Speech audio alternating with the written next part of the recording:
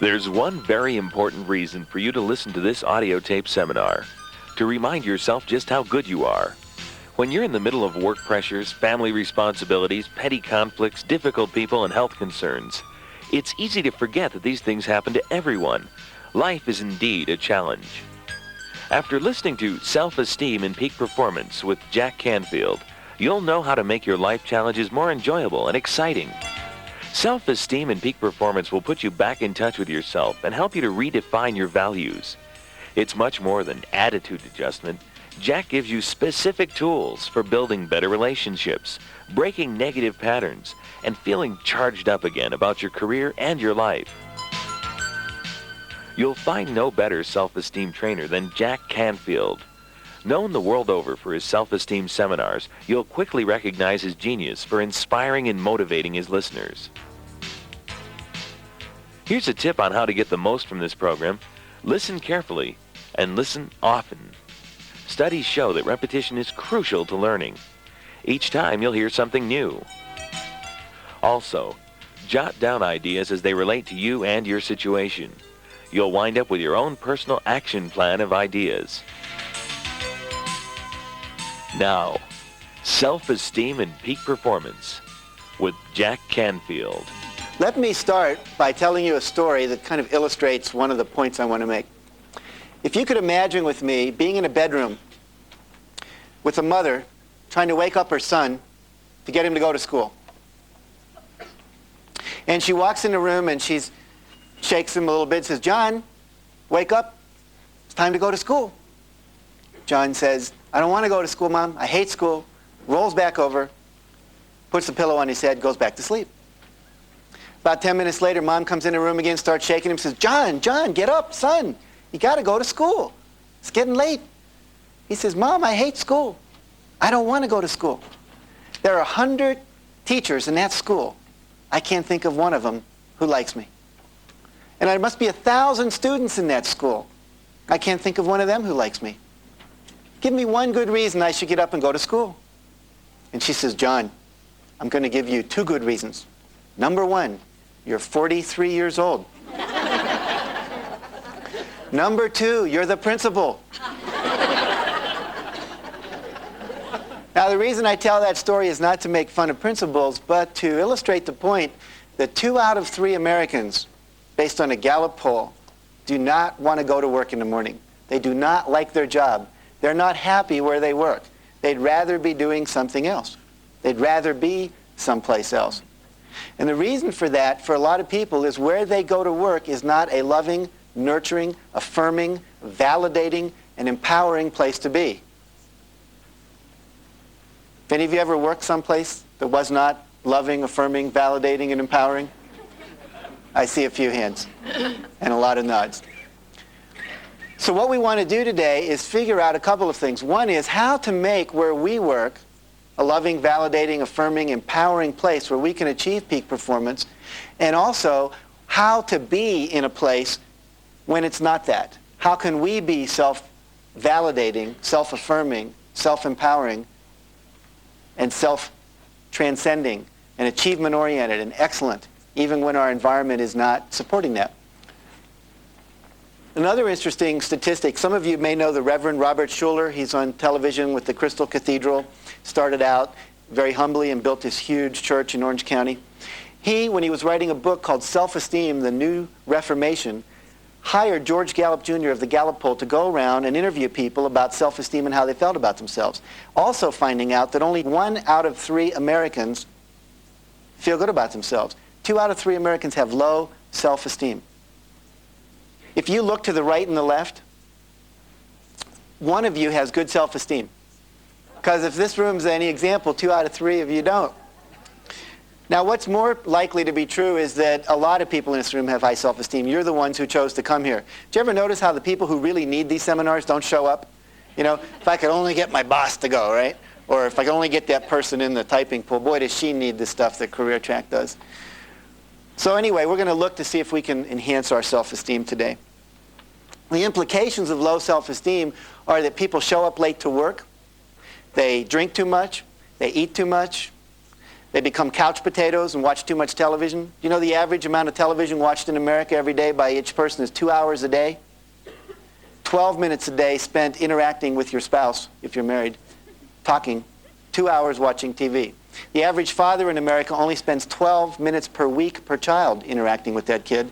8.5 of those minutes are spent arguing about television, bedtime, homework, and food habits, leaving about 4 minutes left for the development of moral values and all those good things we say we want for our kids. So we want to see if we can deepen, if you will, our ability to be present and to make a contribution to our own life and the life of others. I don't know if you know this, but in California, where I come from, we just established something called the California Task Force to promote self-esteem and personal and social responsibility. And some of you may have seen it in Doonesbury. For 3 weeks they made fun of it. But we think that self-esteem is so important in California that we have literally, through the legislature, gotten a bill together that put up $736,000 of California tax money to research the relationship of low self-esteem to low productivity, to crimes of violence, chronic welfarism, recidivism in the prison, which means people come back over and over and over, and alcohol and drug abuse and low achievement in school. So we want to really, really take a deep look at that today. We have a sign as, I don't know if you know this, but the governor of California just recently passed a bill. They're putting signs on the border of the state. It says when you leave California, it says, "Leaving California, please resume normal behavior." Have any of you seen that? What you learn here today is going to be effective in your family, in your business, in your intimate relationships with your family and lovers and husbands and wives and people that you are intimately connected to. So all of these principles are going to work for you as well as for your family and for your business, your company. Now, why is self-esteem so important in terms of business?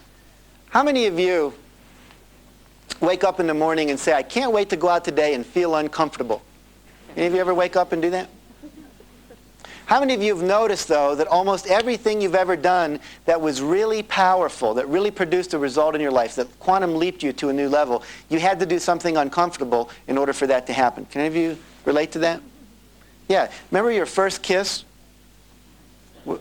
Anyone here? I see some people going, yeah. I remember mine. It took me an hour and a half to work up the courage to do it, and then I missed, you know? And the basic idea is whether you give a talk for the first time in your company or your church, you go out and make that cold call in sales. You go and you ask your boss for a raise. You decide that there ought to be a new division in the company and you'd like to run it. You want to give feedback to somebody. Whatever it is, it's uncomfortable. It takes risks to achieve.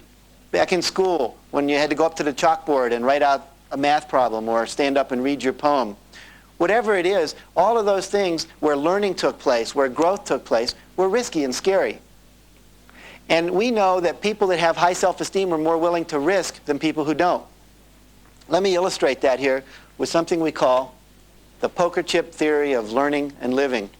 How many of you have ever played poker or some kind of card game in your life? Now, if I started out here and we're equal, let's see, I've got in the first row Cassandra here. If Cassandra and I were equally skilled at poker playing, you know, we'd read all the books, we memorized all of the tables of, you know, when to draw to an inside straight and when not to, and what the odds are and what the percentages are.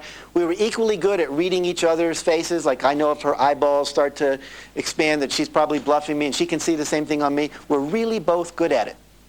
And I start out with 100 poker chips, and she's only got 5. Who do you think is going to play more cautiously in this game? Me or Cassandra? Cassandra. All right, Cassandra, why do you think she's going to play more cautiously? Yeah, she can't afford to lose as much as I can. See, I've got 5 times 20 chips. She's got 5 times 1. One bet of 5 chips and she loses, she's out of the game. I can afford to do that 19 times before I'm out of the game, or I'm down to my last 5 chips. So what we want to do in life is build up our stack of poker chips, because the people that have more poker chips are more willing to play, more willing to participate, more willing to stand up in a staff meeting and say what's necessary, to tell the truth, to say what needs to be said, to ask for what you need. We want to have that stack of poker chips really built up high. So we're going to look at how to do that today. Now, one of the things we play with is a little model called IALAC. I-A-L-A-C. It stands for I am lovable and capable. When you believe that you're lovable and you're capable, you're going to have high self-esteem, take risks in life, and produce the results you want. Lovable and capable. Lovable means I belong, people like me, I show up at work and people smile and say, hey, we're glad you're here, good morning. Do you ever walk into work and say hi and everyone looks like you're invisible? You don't feel real lovable or very significant when that happens. And capable, competent. We need to have the knowledge that we have been successful and that we can be successful and that we're going to do that. So lovable and capable. In business terms, this is usually talked about as task and maintenance. We get the task done and we maintain our relationships. The relationships provide a sense of connectedness and loving, and the task provides a sense of competence and mastery. How many of you notice that when you achieve something, you feel better about yourself? Ever notice that? Yeah. How many of you notice that a lot of times the reason you achieve something is so someone will like you better? Did you ever notice that? See, so we got both of those kind of interconnected. We want to play with that and look at that today. Now, two things we're going to work with here. Two keys to getting the most out of this seminar, whether you're taking it here today or listening to it on tape. And the first key is repetition. Let me say that again. Repetition. You want to repeat this experience at least 6 times in your life. And what I mean by that, if you've bought this album, what I want you to do is listen to this album at least 6 times. The psychologists tell us that if you just listen to this, that within a week you will have forgotten 95% of everything you heard here.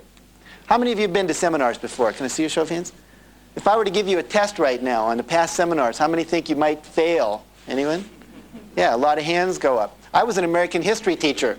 And right now, if I took an American history test, I'd probably fail. See, because I haven't looked at that information for almost 20 years. See, so repetition's the key. The second key is that we're going to do something. We're going to put these informations, these ideas into action. Okay? If this was a swimming class and I lectured at you about swimming all day long, do you think you'd be a better swimmer at the end of the day? No, what would you have to do? Yeah, you'd have to get in the pool and practice. So we're going to do some things in this room. Occasionally I'm going to ask you to talk to your neighbor, and sometimes even someone further away than that, because most of you are sitting next to someone you already know, right? Pretty safe. So we're going to reach out a little bit, take some risks, and experience these ideas. The Chinese have a proverb. It says, I hear and I forget. I see and I remember. I do and I understand. That was written down 2,000 years ago. 5 years ago at Columbia University, they did some research.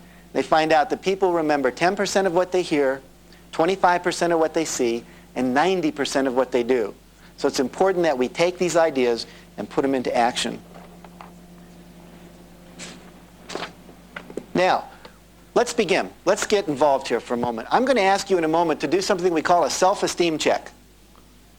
Now, we're going to pretend that on a scale of 1 to 10, you have self-esteem. 1 would be you're pre-suicidal.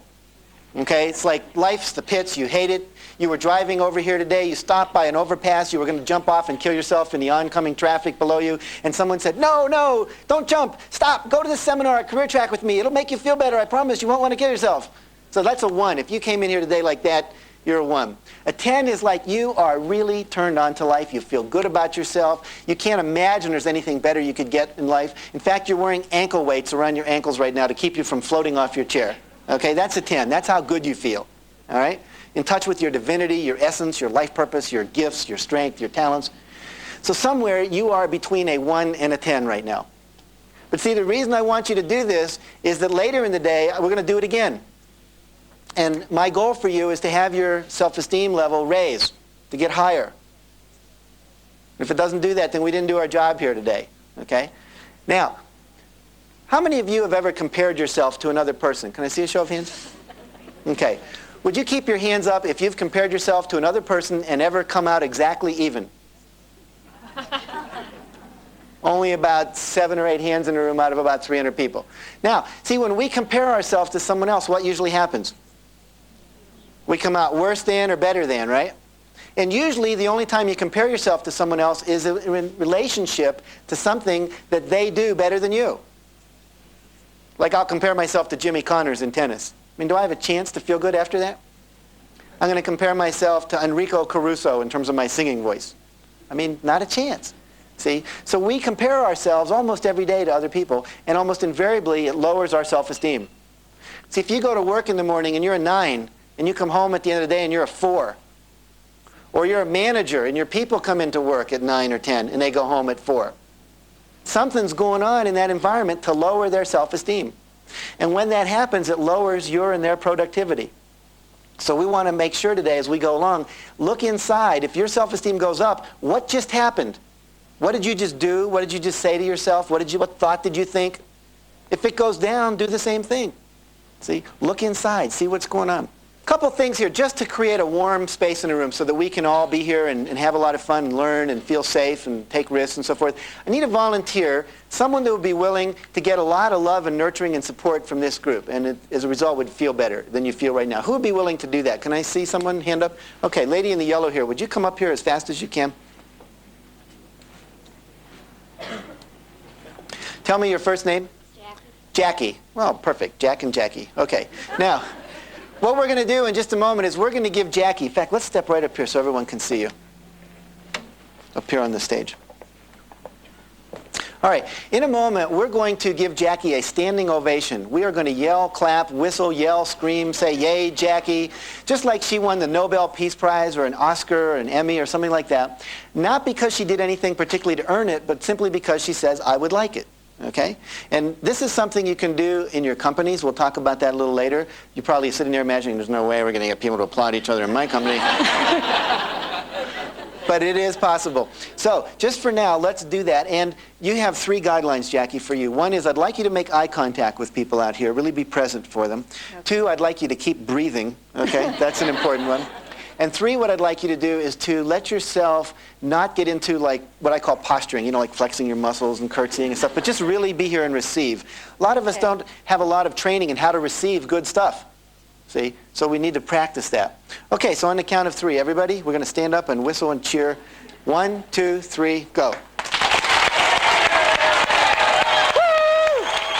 Yay, Jackie!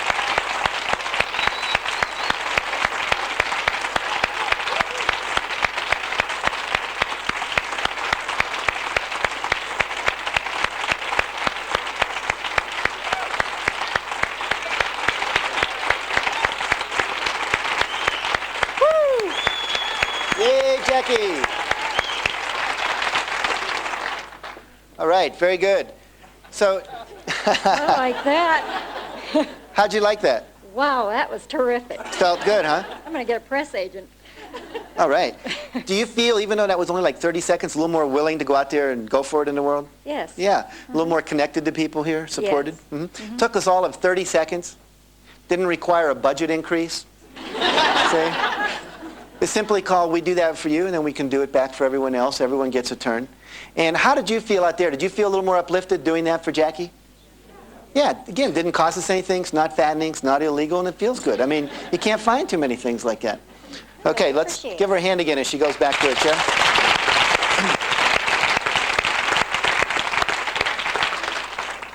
It's interesting, in a group of 300 people, I asked for a volunteer. I had one hand. One hand.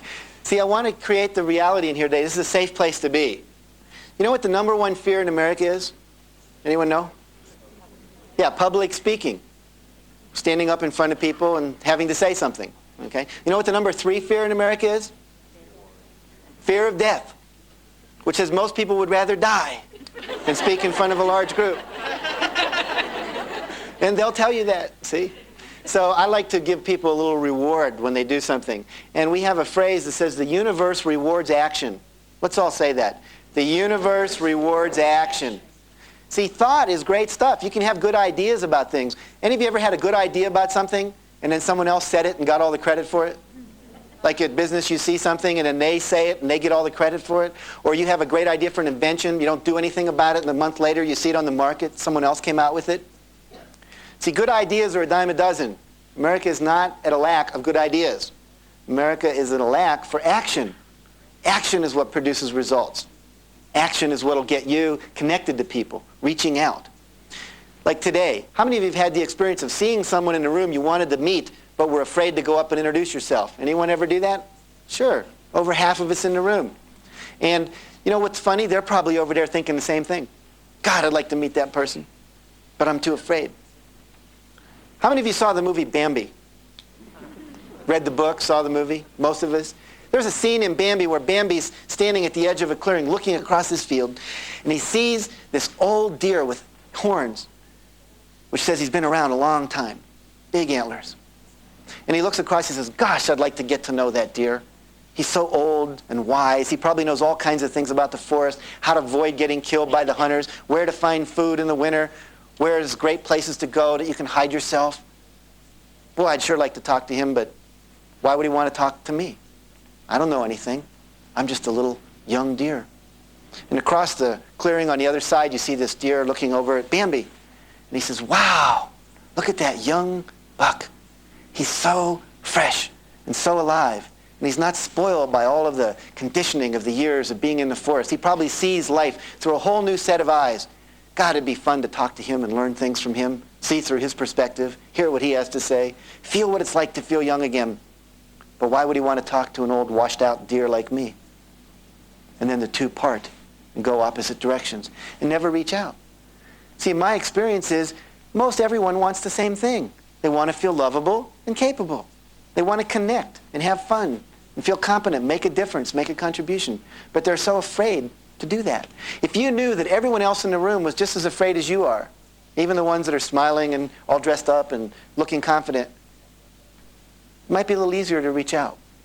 So I want to give you permission to risk today, because it's in the risking that the universe rewards you with all the things you say you want. I want to introduce to you an idea, a concept that's critical to what we're going to be doing here today. It's a little formula. It's called E plus R equals O. And what that stands for is the events in your life plus your response to those events equal the outcomes that you experience. Now, there are two kinds of outcomes in life, internal outcomes and external outcomes.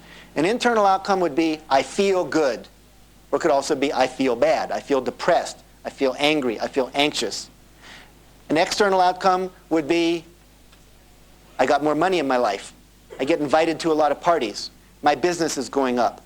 The division quarterly goals are being met.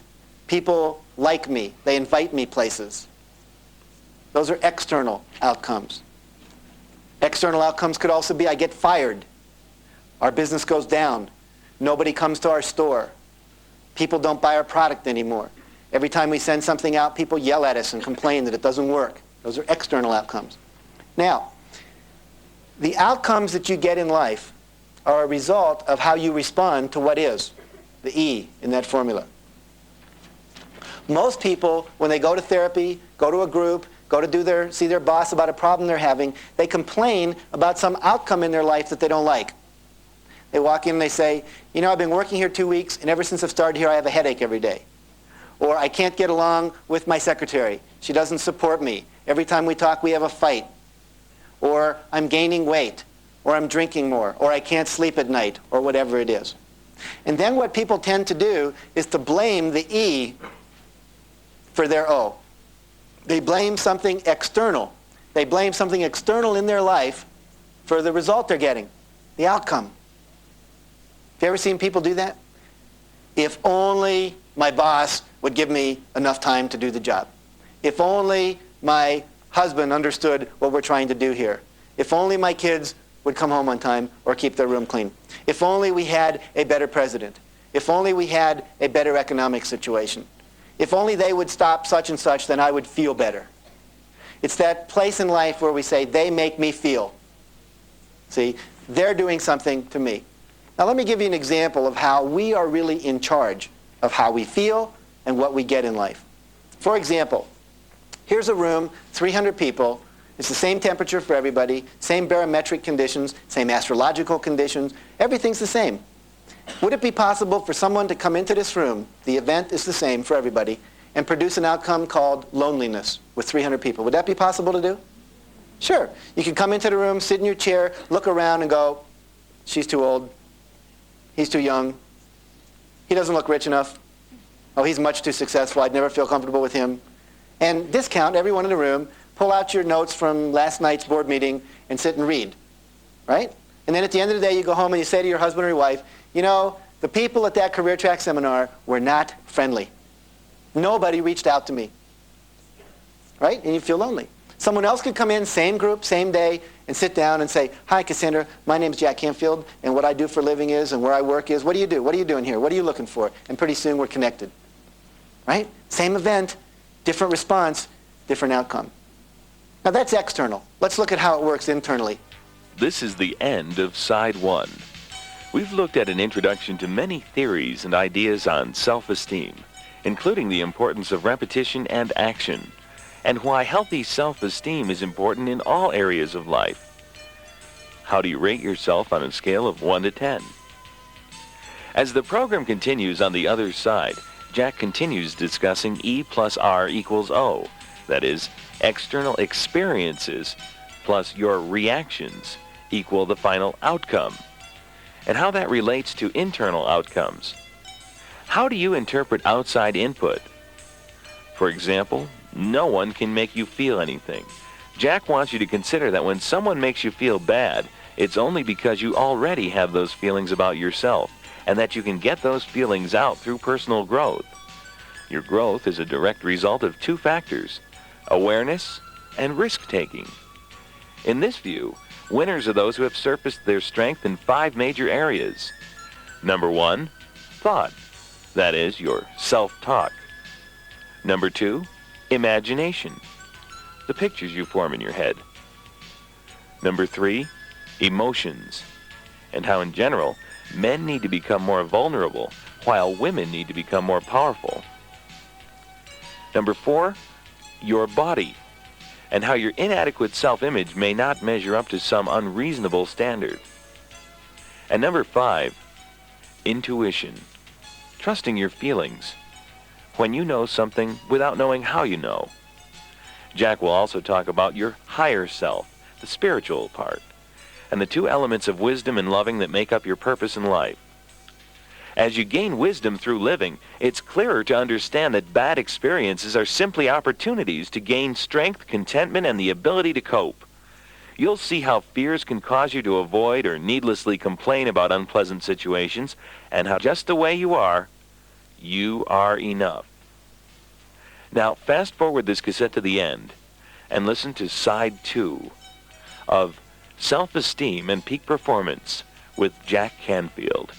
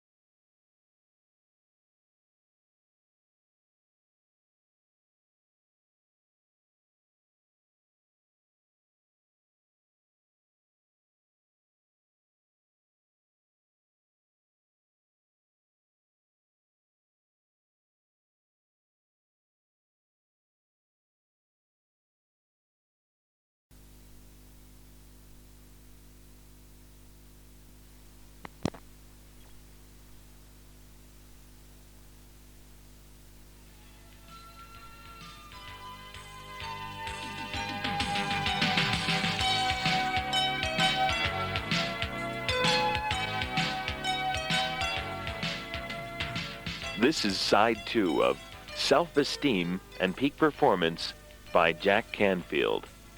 Here's more information on the equation E plus R equals O, as well as a look at the 5 major areas of strength required to be a winner.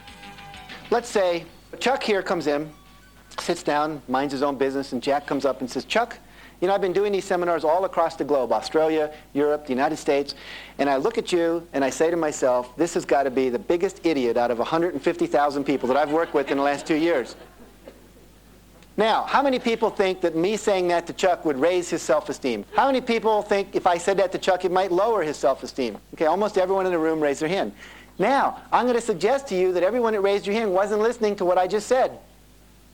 It's not Jack saying to Chuck, you're the biggest idiot I've ever encountered in all my work across the country and across the globe.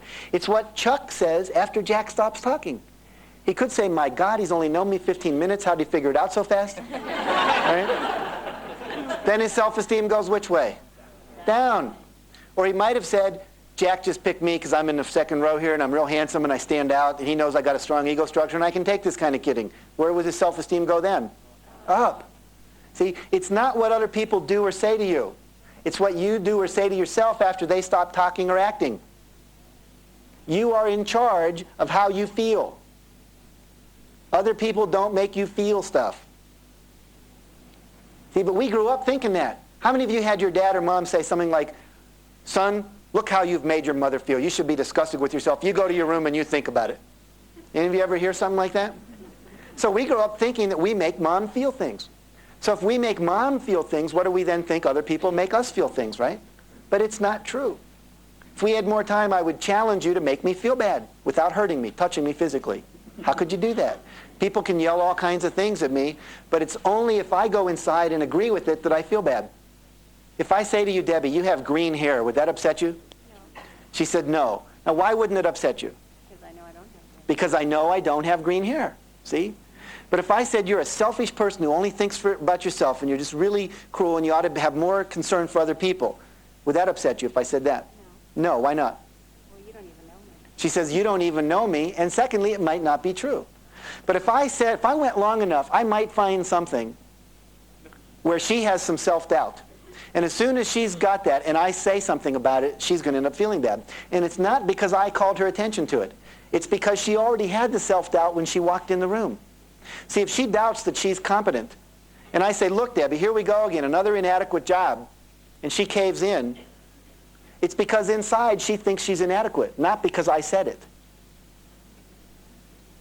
So when your boss or your coworkers or your employees say something to you and you feel bad inside, you go, ooh, it's because inside there's already an inner knowing about that. And it's your responsibility to clean that up, not their responsibility to never say it. Now, I'm not saying go around and be cruel to people. It's not what I'm giving you permission to do. I'm simply empowering you to realize that whenever you're upset, you're the one that's creating it by how you respond. Eleanor Roosevelt had a great quote. She said, nobody can make me feel inferior without my consent. Okay? I have to go inside and say something to myself in order to feel bad. Growth is awareness plus risk-taking. Let me say that again. Growth comes from awareness plus risk-taking. If I'm aware of something I do in my life that doesn't work, but I don't change it, there's no growth.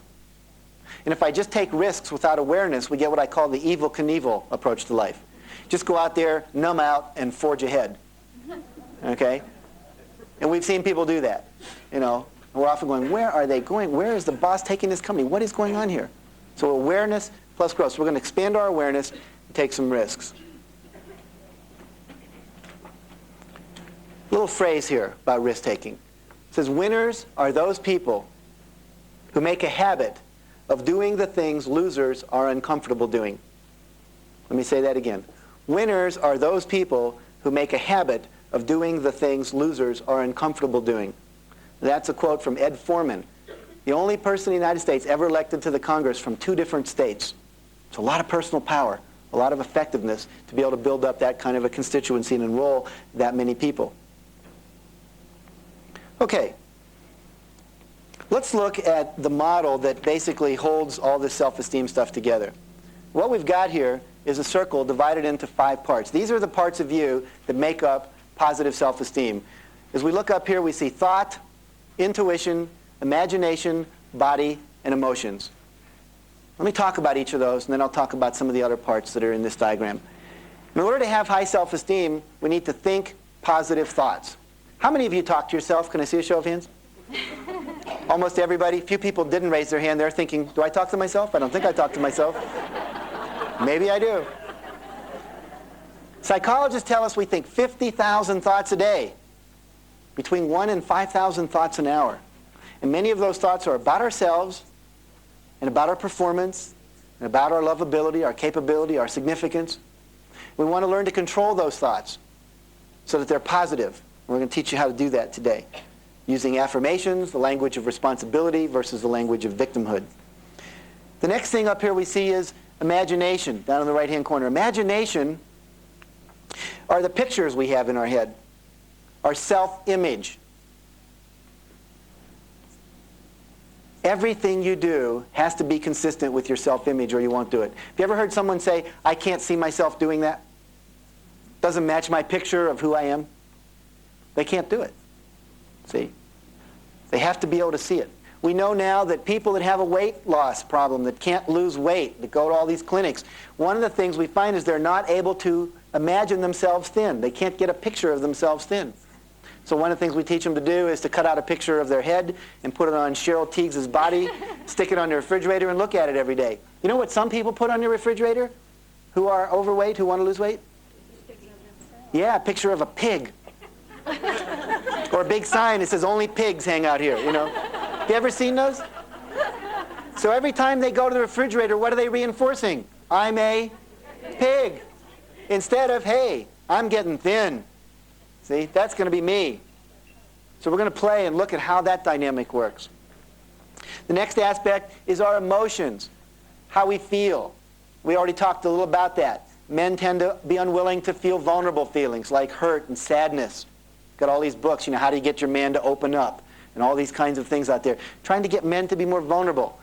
And women need to be more empowered, express their anger and their assertiveness and whatever's going on in there. So we'll talk a little about that as well. And then also how to get beyond the negative emotions, like we were talking. How to get beyond anger. Because underneath anger is something more vulnerable, called our self-doubt.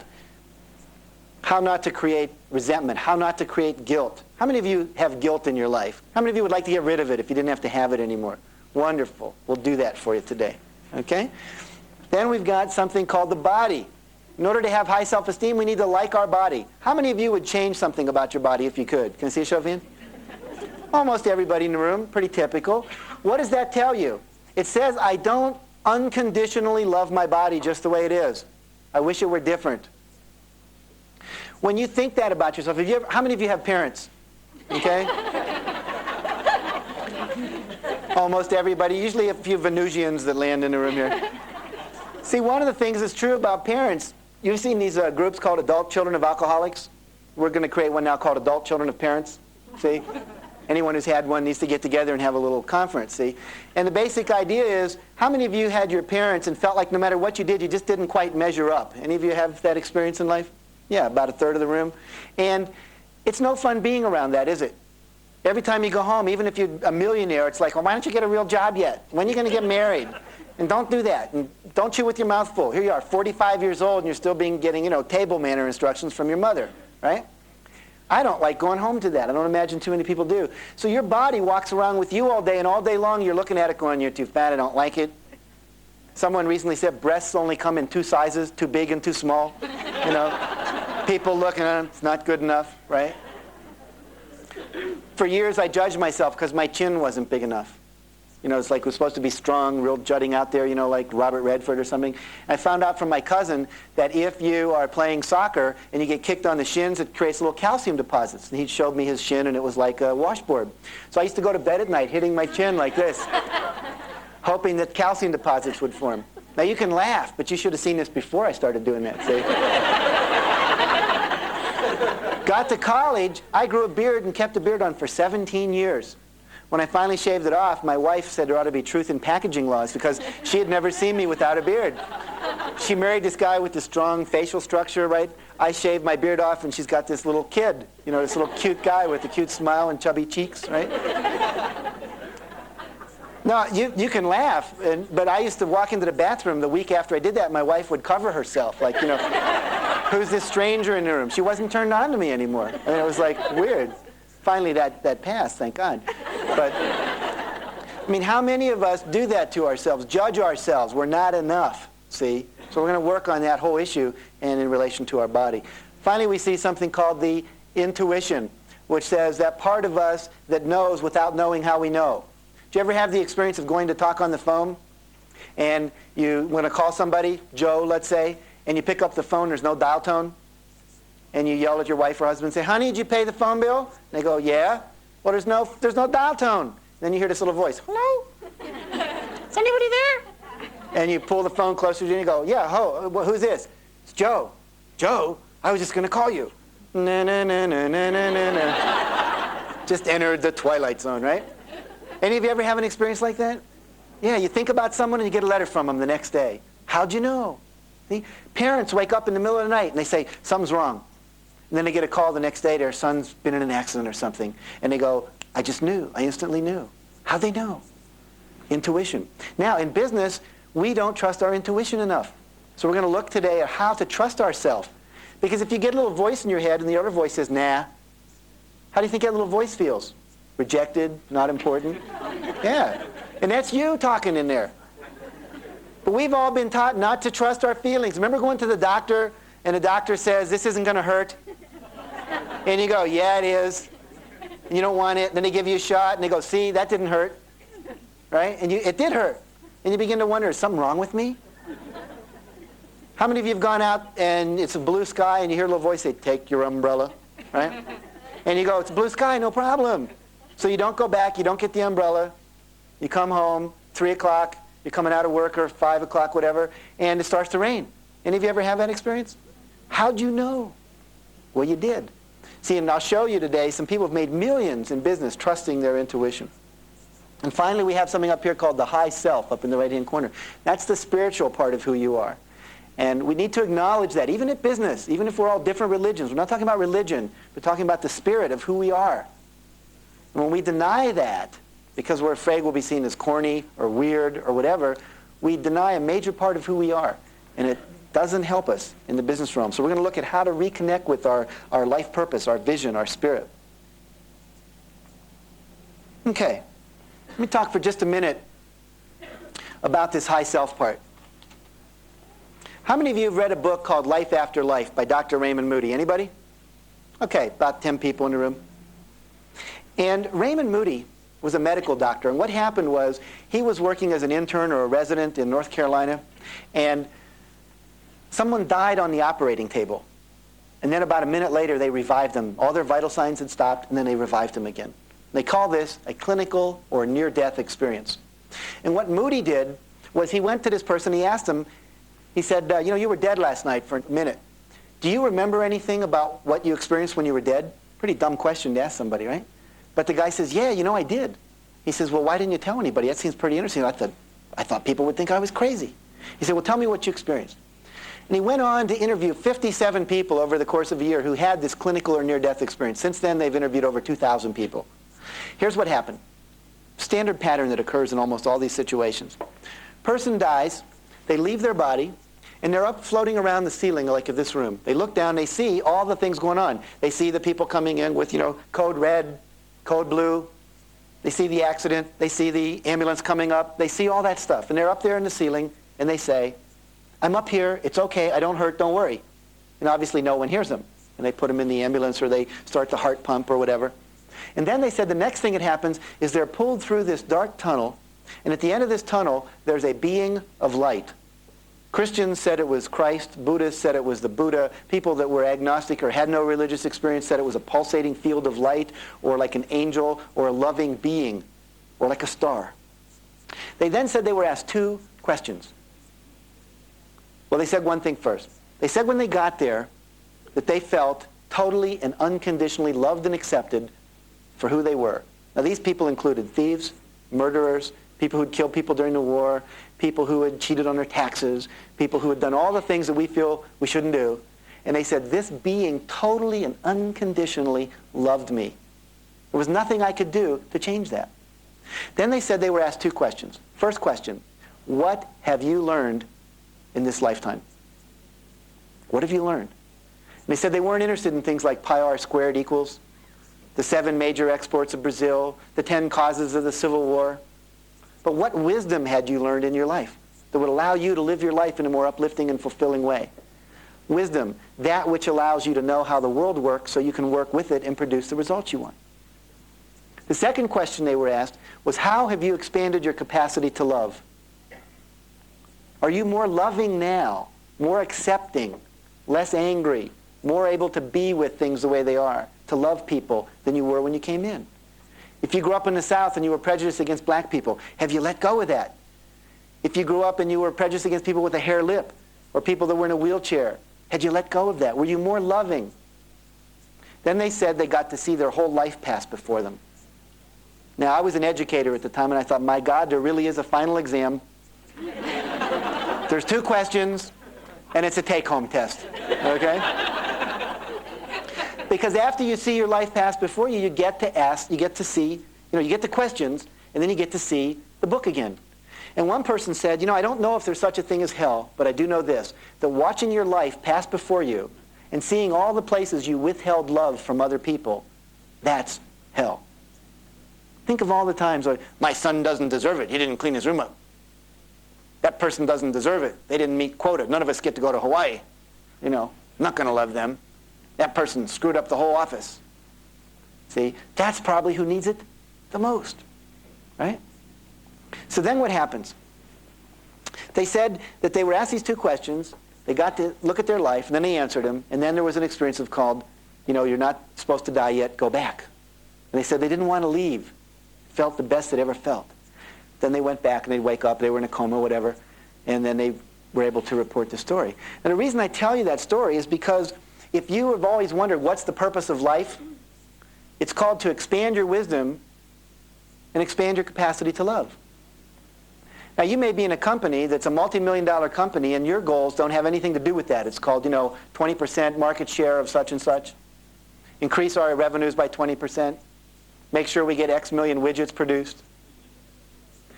But the interesting thing is, have you ever been put up against a goal that seemed like it was too big? Like you couldn't possibly do it? And then somewhere inside yourself, you had to confront your fear and do it anyway? And as a result of that, you felt more expanded, more capable, more powerful, and you learned more about how the world works. We tell people if you really want the fast track to spiritual, emotional, and financial growth, get married, have children, start your own business. Because if you do those things, what are you going to be confronted with? Everything in your life that doesn't work. Okay? The purpose of having goals that are scary is not to achieve the goal. The purpose in having goals that are scary is to expand your ability to cope. See, if you're in a company and you're setting low goals, guess what you're not getting to do? Expand your capacity to cope. To get wisdom from that. To become more than you are. And to love yourself and others. So we all have this part of us that chooses to be born. Now let me just tell you that part real quick, because this goes back to E plus R equals O. How many of you have ever said, if I only had different parents, my life would have been a lot better? Anyone ever do that to yourself? Number of people nodding their head but not willing to raise their hand, because after all, you're not supposed to say those things about your parents, right? If my parents hadn't been alcoholics, if my parents had been rich, if my parents knew psychology, if my dad hadn't had to work 2 jobs, if my parents hadn't been screwed up, whatever. Bad news is that you picked your parents. There's a book called Life Before Life by Dr. Helen Wambach, where what she did was she interviewed 750 people and found that those 750 people, under hypnosis, if she took them back, what they call age regression, like if I hypnotized Cassandra here, took her back to her 6th birthday, she could tell me every kid who was there, what they were wearing, what the presents were, and what was served in what order. It's all in your brain. Didn't go anywhere, it's just hard to access. So hypnotized these people, took them back to before they were born. 85% had a clear awareness of choosing to be born. And these were not woo-woo, new age spiritual space cadets. These are people like yourself, normal people who under hypnosis were able to say, yeah, I chose to be born. I chose what sex I was going to be. I chose what color to be. I chose my parents. Because I needed those experiences to expand my wisdom, my culpability, and my ability to love. Isn't that a bummer? To know that you can't blame them anymore for anything because you absolutely needed them to get those experiences and now to transcend those experiences. See? So at work, I want you to hold the following attitude, that whatever happens is perfect. If you've got a boss who's a creep, that's perfect. Because guess what you get to do with a creepy boss? You get to expand your ability by learning how do you work with a creepy boss and still feel good. And how can you learn to love someone like that? Instead of like, oh, this isn't it, man. Someday my life will start. But this isn't it. It'll be it when I get the good boss. It'll be it when the right husband shows up. It'll be it when the kids leave school. Then I can really go for it. Or the kids leave home. See, I got bad news for you. This is it. And you picked it. And you've chosen to stay there. Didn't you? Because you keep going back there every day. So the power in your life is to expand your ability to be in that situation rather than bitch and moan and complain about it. How many of you have people at your company who complain about things at the company? Do you have an Ain't It Awful club at your company? People that go out on Friday and drink together and complain about the company? Or do the special table in the cafeteria where you know whenever you want to bitch and moan, you can go there and there'll be people who will listen and nod and say, yeah, you're right. In schools, they call that a teacher's lounge. Okay? And what happens is, when you complain, you can't complain unless you have a picture that there's something better, right? In other words, if Debbie and Cassandra were the only two women in the whole world, everyone else had died off, and I had them. They were mine. Live in Utah, okay? So they're my wives here. Would I complain about them if they were the only two people in the world? You think I'd complain? Probably not, because there's nothing else out there that could be any better. See? Or if I did have them and I was complaining, what would I be pretending? That they could what? Change. All right? When people are complaining, they always have a reference point that there's something better available, but that they're not willing to risk creating it. Let me say that again. Whenever someone complains, it says that they know out there somewhere there's something better, but they're not willing to risk creating it. If I'm complaining about my wife, I'm pretending that out there somewhere there's a better woman to be with, but I'm not willing to end this one and go look for her. Or I'm not willing to stay in the marriage and do whatever it takes to make it work, like go to marriage encounter, see a couples therapist. Do you understand what I'm saying? That complaining is a reference point that you know that there's something better and that you're not willing to risk. Why are people afraid to risk? What do you think the biggest fear is? Failure. But what kind of failure? If you fail, then what will happen to you? Humiliation. And if you're humiliated, then what? Self-esteem goes down. If your self-esteem's down, then what? Suicide we go to. Usually there's a step in between there. It's called I'll end up alone. Alone. See, it's the fear of rejection. And the reason we're so afraid of ending up alone is what? If I end up alone, I won't be able to handle it. I'm not enough alone. Got to be with somebody. Do you know anyone, they walk in the house, the first thing they do is they turn on the TV set, get in their car, first thing they do is turn on the radio? It's like they can't stand being what? Alone. Because they might have to hear themselves think. Right? So we need to become and to acknowledge that we are enough, alone. This little graphic, which basically shows a diamond surrounded by something dark and dirty, and then that is covered by a layer of nail polish. Okay? This is how most of us perceive ourselves.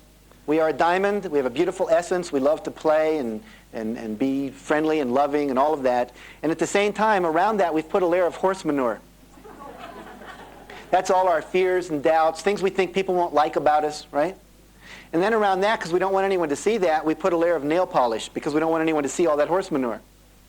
So what happens is we get dressed up for today, right? We put on our nail polish, get our best clothes, our smile, and we come out and we go, hi, here I am. And we have what I call this false happy part that we play, this subpersonality. And then we're afraid if anyone sees beneath that and sees that I have feelings and that I get scared and that I don't know what I'm doing and that I have self-doubt or whatever, they won't like me.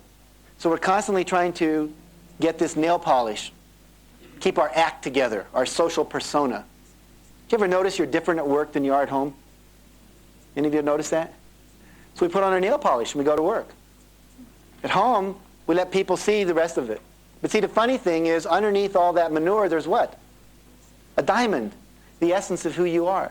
So part of what we need to do is to accept ourselves more, accept our body, accept our feelings, accept our thoughts, accept our fears, accept our doubts, and let other people know. Have you ever been somewhere where somebody acknowledged something like that and you instantly loved them for it? Guess what? Same thing would happen if you did it. I was giving a talk the other day, and I was being my great, polished, superficial, wonderful speaking self, and at some point I forgot what I was going to say, and I just totally blew it. And I said, have you ever done that? You just can't remember what you're going to say, and everyone giggled, and everyone felt closer to me. because they said, oh, he's human just like I am. See? You are enough. Could you make a fist with your right hand? No, would you just say, I'm enough? I'm enough. No, would you say it like you really mean it this time? Fist. I'm enough. One more time. I'm enough. Very good. See, we're going to do this a couple times today. We're going to make a fist. We're going to say something. We're going to anchor that feeling and that statement into this fist so that when you leave here, anytime you want to feel that again, all you got to do is make a fist. Now, we mentioned that people talk to themselves all day long. You're at the office. You know, hey, I'm doing great. I'm not doing great. The boss doesn't like me. I can't do this. This is too hard. I'm not mechanically minded. How do they expect me to use this new computer without any training? Whatever it is, we're talking to ourselves and quite often saying negative things. I can't. I'll never. It's impossible. I'm not enough. I'm too overweight. I'm too thin. I'm too old. I'm too young. I'm not paid enough for this. Whatever it is, it's negative. It weakens our ability to perform. When it's positive, we strengthen it. Now, that's on the word level. I want you to realize when you think negative thoughts about yourself or someone else, it weakens your ability to perform. If you're a boss and you're doing things that engender hostility on the part of your employees, that is a lousy management tool. You know, the kick them in the ass technique of motivation, and then everyone's kind of grumbling, but they're getting the job done. They're not doing half as well as they would if they felt successful, as opposed to constantly having you on your case. How many times have we been told in sales trainings, and if we're in customer service, or anywhere where we interact with our clients, smile.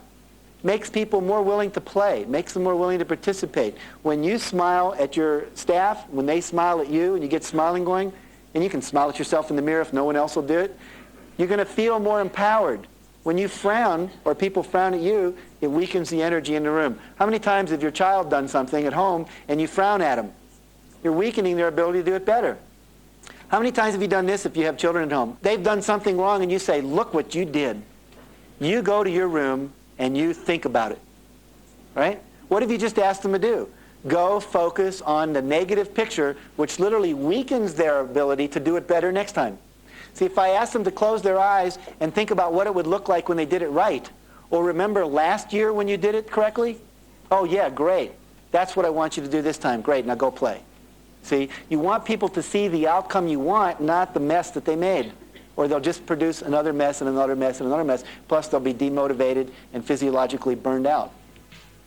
This is the end of Side 2. We've learned that no one can make you feel any way you don't want to, especially if you've taken control of the way you view your own thoughts, imagination, emotions, body, intuition, and spiritual higher self. Jack Canfield's Self-Esteem and Peak Performance program continues on the next cassette as we look at negative self-talk and how you can control your unconscious mind.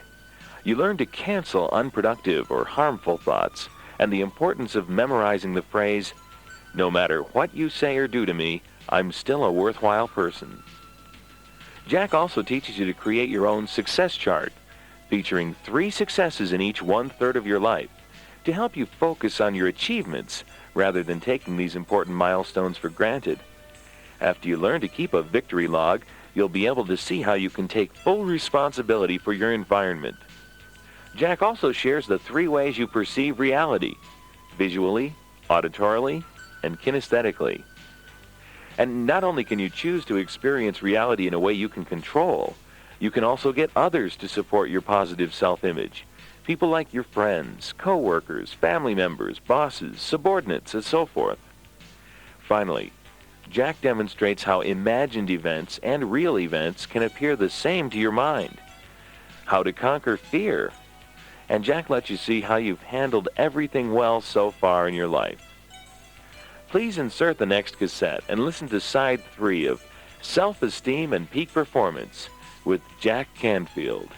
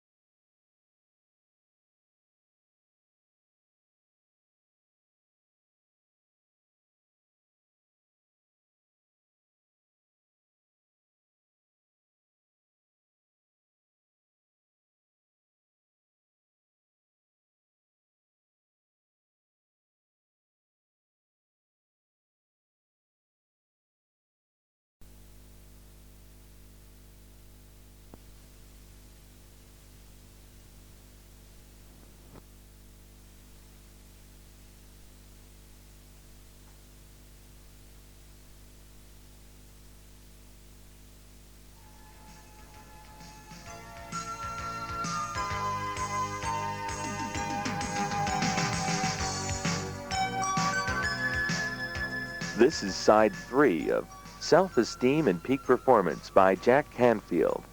We continue with techniques to overcome your negative self-talk, how to create a success chart, and the ways you choose to perceive reality.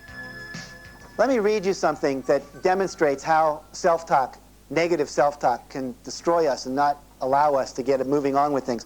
How many of you can remember back to, let's say, high school, sitting on a couch, maybe you're in the backseat of a car, with someone that you had a crush on, and you wanted to put their arm around you? In other words, if you were the girl, you probably wanted them to put their arm around you, and if you were the boy, you were trying to put your arm around them. You remember, guys, when you used to yawn at the movie theater, you know, and then kind of let your arm fall on the back seat, you know, and then maybe touch one finger, and if they didn't move, you'd let a whole hand be there, and if, you know, it's like, so we can all relate to that. So this is called How to Make a Pass. And it's from a book on what's called teenage romance, or how to be a teenager. So the guy's sitting there on the couch, and he's thinking to himself, I'll count to 10, and then I'll do it. You know, do it meaning put my arm around her. 1, 2, 3, 4, 5, 6, 7, 8, 9. I'll count to 20. 1, 2, 3, 4, 5, 6, 7, 8, 9, 10, 11, 12, 13, 14, 15, 16, 17, 18, 19. Okay, wait, start over. I'll count to 10, and this time I'll definitely do it. 1, 2, 3, 4, 5, 6, 7, 8, 9, 10. I'm not doing it. Look, it's no big deal. I get to 10, I do it. Here we go. 1, 2, 3, 4, 5, 6, 7, 8, 9. 1, 2, 3, 4, 5, 6, 7, 8, 9, 10, 11, 12, 13, 14, 15, 16, 17. Come on, do it. What are you waiting for? What do I think's going to happen? Nothing, right? Right, nothing. Oh yeah, she'll probably slug me. No, seriously, man. Calm down. Stop being such a total and complete jerk. She's probably dying for me to do it. I'll never do it. Do it. 1, 2, 3, 4, 5, 6, 7, 8, 9, 10. Congratulations. I didn't do it again. I probably hold the world's record for not doing it. Okay, relax. Sit back. Listen to the music and relax. Now, wait for this song to end, and then we'll do it for sure. Great. As soon as this song... Okay, the next song. When the next song's over, I have no choice. I'm still not doing it. She knows I'm just sitting here trying to do it. She's waiting. She probably thinks I'm pathetic. I bet she's laughing. Screw it, who cares anyway? I don't even like her. She's ugly. She's a dog. I mean, really, who needs this? I mean, really, who? 1, 2, 3, 4, 5. No, wait, start over. This is really it. This is it for sure. 1, 2, 3, 4, 5, 6, 7, 8, 9, 9 and a half, 9 and 3/4. I can't. I absolutely can't. I must be paralyzed. 1, 2, 3, 4, 5, 6, 7, 8, 9, 10. Darn. I still can't do it. I'm going to be sitting here forever counting like a total jerk. I've got to do it. I've got to. 1, 2, 3, 4, 5, 6, 7. Hey, I'm doing it. I don't believe it. Hey, I'm really, wow, I'm doing it. Now, can any of you relate to that? See, that's what we do to ourselves inside, talking to ourselves in a way, in that case, kind of building up our courage, but so often talking to ourselves in a negative way. Let me teach you a phrase that you can use in your life when people put you down, when you're putting yourself down. It says, no matter what you say or do to me, I'm still a worthwhile person. It's like when I said to Chuck here in the second row, you're the biggest idiot I've ever encountered. He could go inside and say, no matter what you say or do to me, I'm still a worthwhile person. A good concept to remember is that you are just an extra in everybody else's play. See, they would have done that to anybody who had a beard, or anyone sitting where Chuck was sitting, because I usually look to the right and pick the person in the second row. It has nothing to do with Chuck, it just happens to do with the way Jack picks people. Okay? So it's not about you, it's about them when you get feedback. So no matter what you say or do to me, I'm still a worthwhile person. No matter what you do, no matter what you say, no matter what other people say, your worth is simply established by the fact that you're here. Do you know that everyone in this room is a winner? Everyone in this room won the most important race that you could ever possibly win in your life. You beat out 50 million other potential yous. Everyone in this room was the fastest, had the best aim. You all won the sperm race. Think about it. There are no losers in this room. Only winners. The losers didn't make it. This planet is the Olympics. Only the best people get to play, see? Now, we forget that because our parents tell us things like, you're stupid, I should have stayed in the convent and never had you, you know. You'll be the death of me yet. Can't you do anything right? You know, on and on. So we want to begin to really acknowledge the fact that we are worthwhile. We need to learn to control that self-talk inside. We need to learn to control and monitor what we say to ourselves. Have you ever heard someone say something like, I am sick and tired of this? You know what they're telling their subconscious mind? Become sick and tired. See, a powerful person says, I won't stand for this anymore. We're going to make some changes. An unpowerful person says, I am sick and tired of this, and then keeps getting sick and tired. Your unconscious mind takes what you say as a command. If you say, everything I eat goes straight to my hips, your unconscious hears, take cake, put on hips.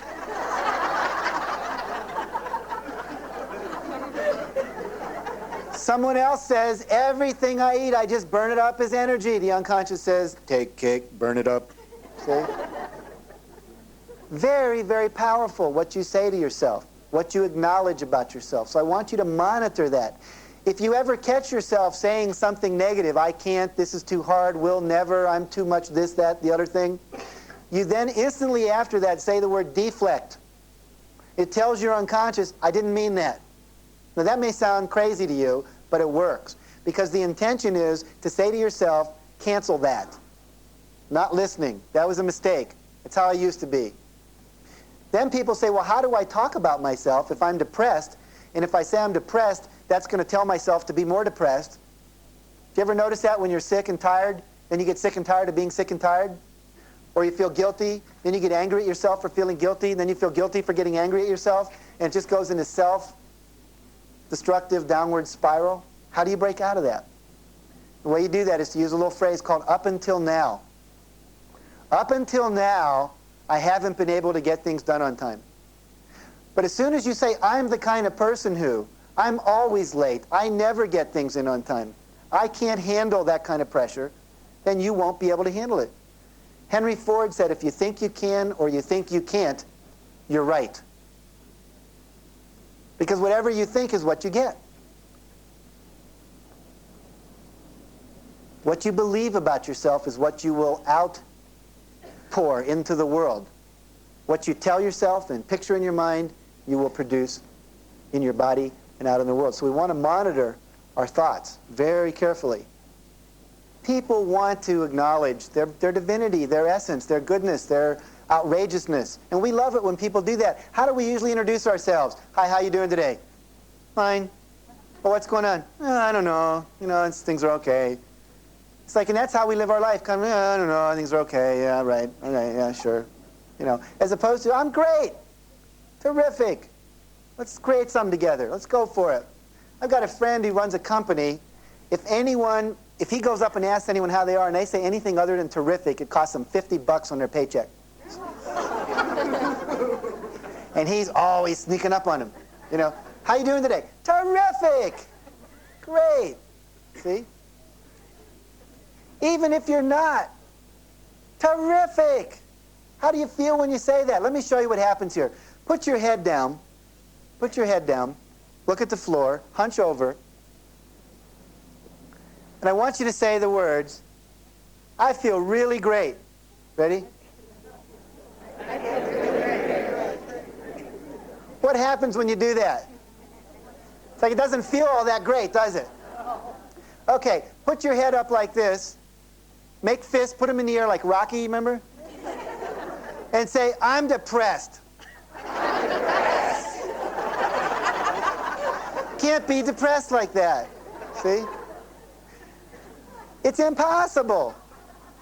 You can't create a physiological state that's one associated with victory. I don't care what you say, you'll still feel great.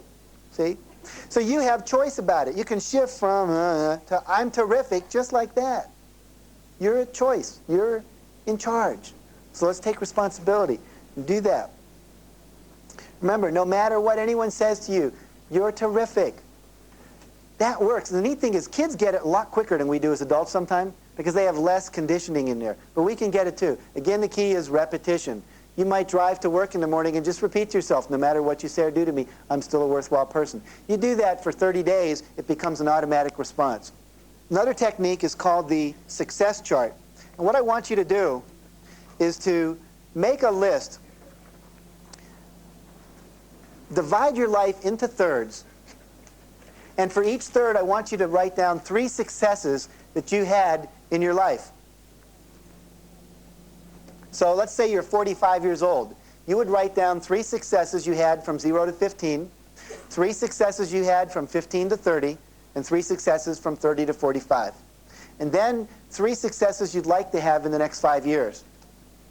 Now, if this was a weekend workshop, I would stop and have you actually do that and then have you share that in a group, the information that you wrote down. And what would happen is you'd start to feel real empowered, because inside your subconscious would be saying, wow, I'm successful. Look at all the things I've had that I've been successful at. What we normally do in life is we take our successes for granted. How many of you have done this or heard this? You come home from school when you're a kid, you have 5 A's and 1 B. What do the parents say? What's the B doing there? They don't say 5 A's. Wow, my kid's a little Einstein. Fantastic. One person told me recently they brought a 98 home. And the father said, who got the other 2 points? Right? I mean, how do you feel when that happens? Graduate of one of my seminars was telling me that when she was in college, her father came up. She graduated 2nd at Caltech. 2nd at Caltech. That's like going to MIT and graduating 2nd. And her father comes up and says, how come you were only number 2? And walks away. It was the only thing he said to her at the entire graduation. Now, that's crazy. See? And yet we do it to ourselves all the time. I should be number 1. I should be the best. There can only be one best. But there can be lots of best yous. So give yourself permission to really acknowledge yourself and start focusing on your successes. Winners focus on their successes. They talk about them. They think about them. They write about them. They put stuff on their walls about them. You know, you go into some people's office and they got all these plaques and things. I used to think people like that were egotistical maniacs. But now I realize it's one way that they constantly remind themselves that they're a success. How many of you have heard of a man named Peter Thigpen? How many of you have heard of the Levi Strauss Corporation? Okay, Peter Thigpen is one of those guys who walks around with the American Express card because nobody knows his name, but he's in charge of a big company. And the company's called Levi Strauss. And he keeps on his desk a steno pad. You know, like some of you are taking notes in right here. And every time he has a victory, a win, he writes it in there. And he calls this his victory log. And when he's about to go do something scary, like go to the bank and ask for $8 million loan or something, he reads his victory log. And it's got things in there like, I opened up China as a market. I got my teenage son to clean up his room. Okay? I was able to get the board of directors to agree to our new expansion plan. I was able to help my secretary through that time she had where she was having trouble with her family. Every time he had a victory or a win, he wrote it down. Now, when most people are about to go do something scary, what do you think they focus on? Yeah, all the times when they tried this before and it didn't work out. Or how scary it's going to be. Or they bring pictures up in their head that say, this isn't going to work. Instead of focusing on the times when it did work, which puts you in a resourceful physiology, like when you had your fists in the air saying, you know, I'm depressed. You can't be depressed. You can only be a winner. So you can place yourself there purposely by picturing times when you won, talking to yourself like a winner, and putting your physiology in a state like that. See, there's only 3 ways that you basically experience reality. There's a 4th one, but 3 that we mostly do. We hear things, we see things, and we feel things. Auditory, visual, and kinesthetic. And we need to flood ourselves on all 3 levels with success information in order to feel good about ourselves. Talk nice to yourself, picture yourself as a winner, make your surroundings the kind of surroundings when you look at them you feel good.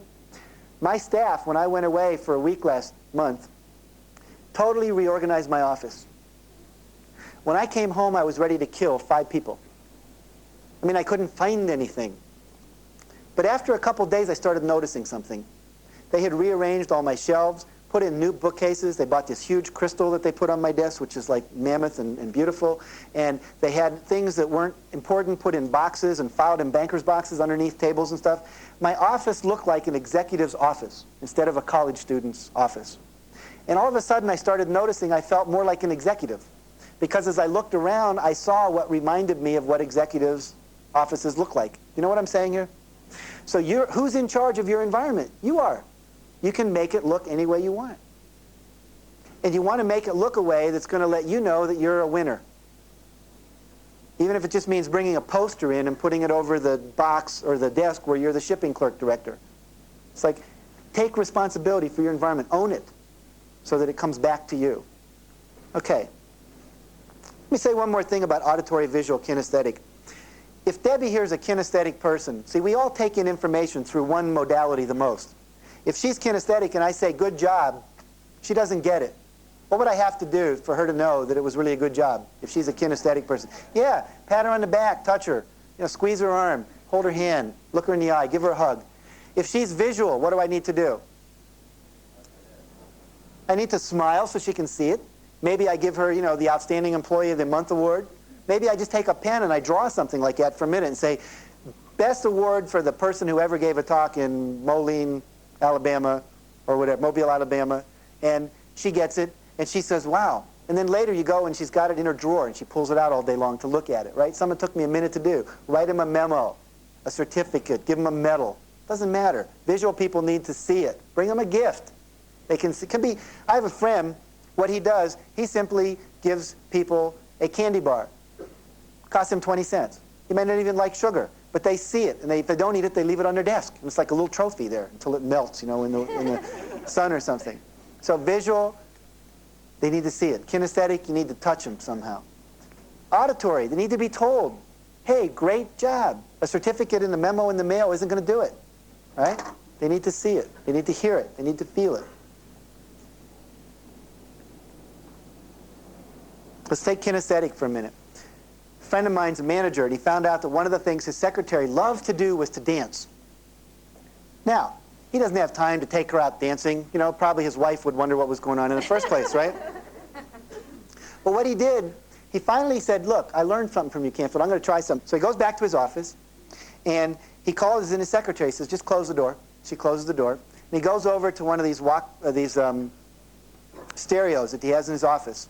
And he pops a cassette in, says 1940s dance music, big ballroom music.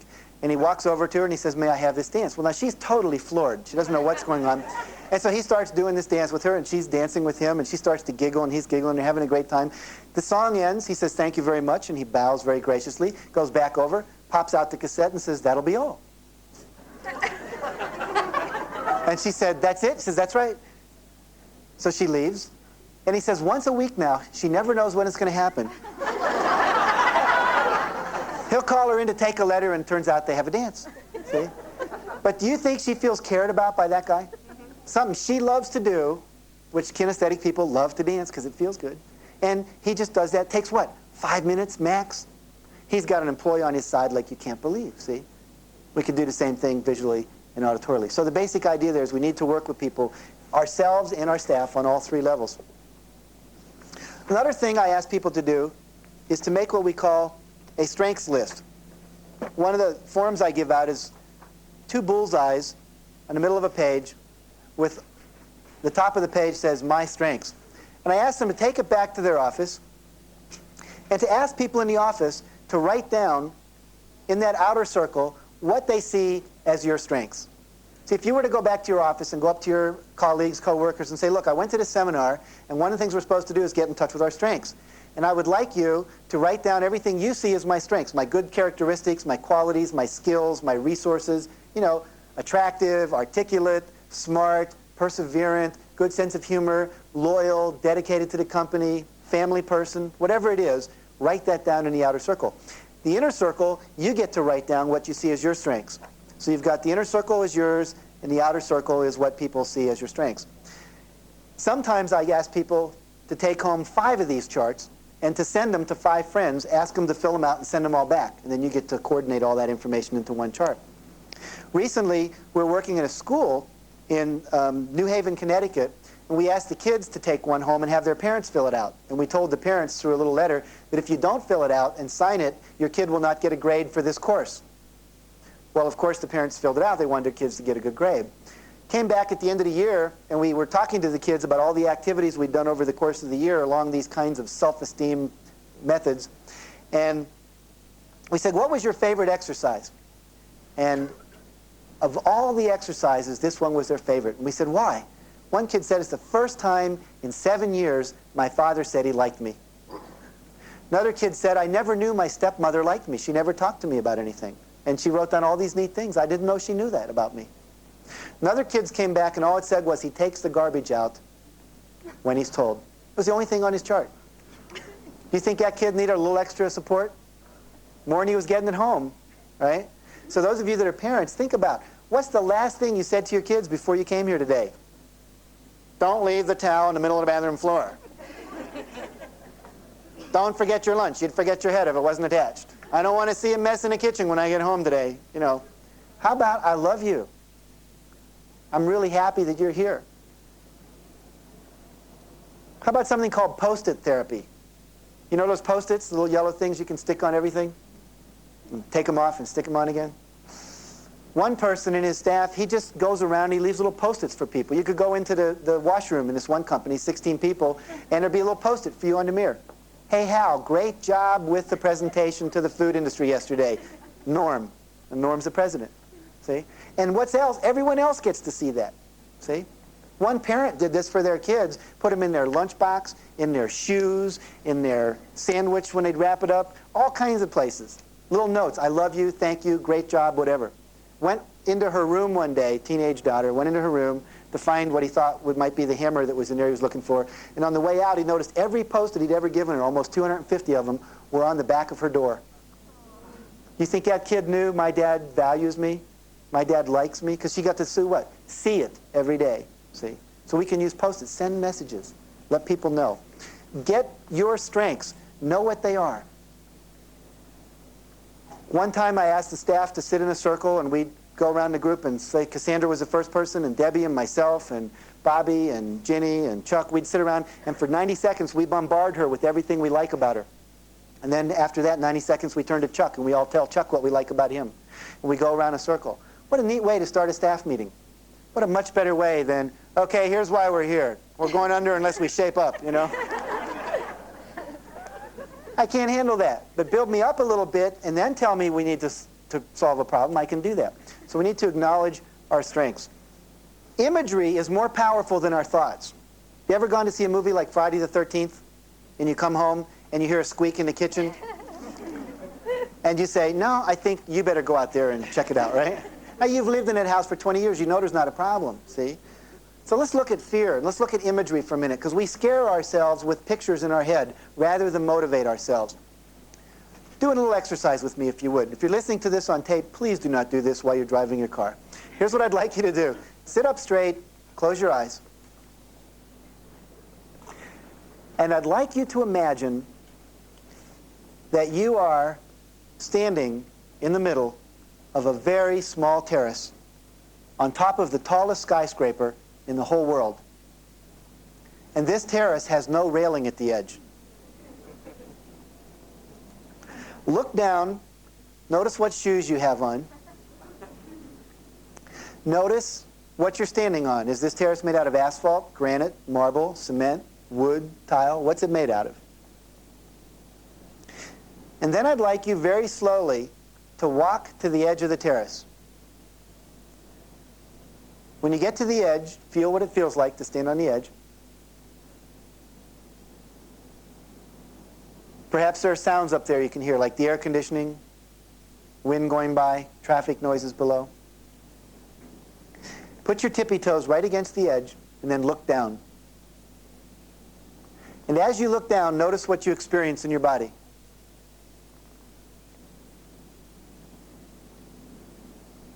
Okay, then I'd like you to either walk or crawl back to the middle of the terrace. Then open your eyes. By show of hands, how many of you noticed something change in your body when you were doing that? Almost everyone in the room. Let's hear from 3 or 4 people. I'll point to you. You raise your hand. I'll point to you. Just yell out. We'll see what happened inside your body. Who would be willing to share what you felt in your body? Yes. Temperature went up. You could feel yourself getting hotter. Okay? Yes. Your breathing changed. Stomach went up. Stomach went up into your chest. Is it still up there? It's right here. It's halfway down again. Okay, good. Yes. Neck tensed up. Mm-hmm. Yes. Losing control. Okay? Yes. Heartbeat went up. Okay, one more. Felt very shaky. We usually get sweaty palms, shaky knees, tightness, whatever.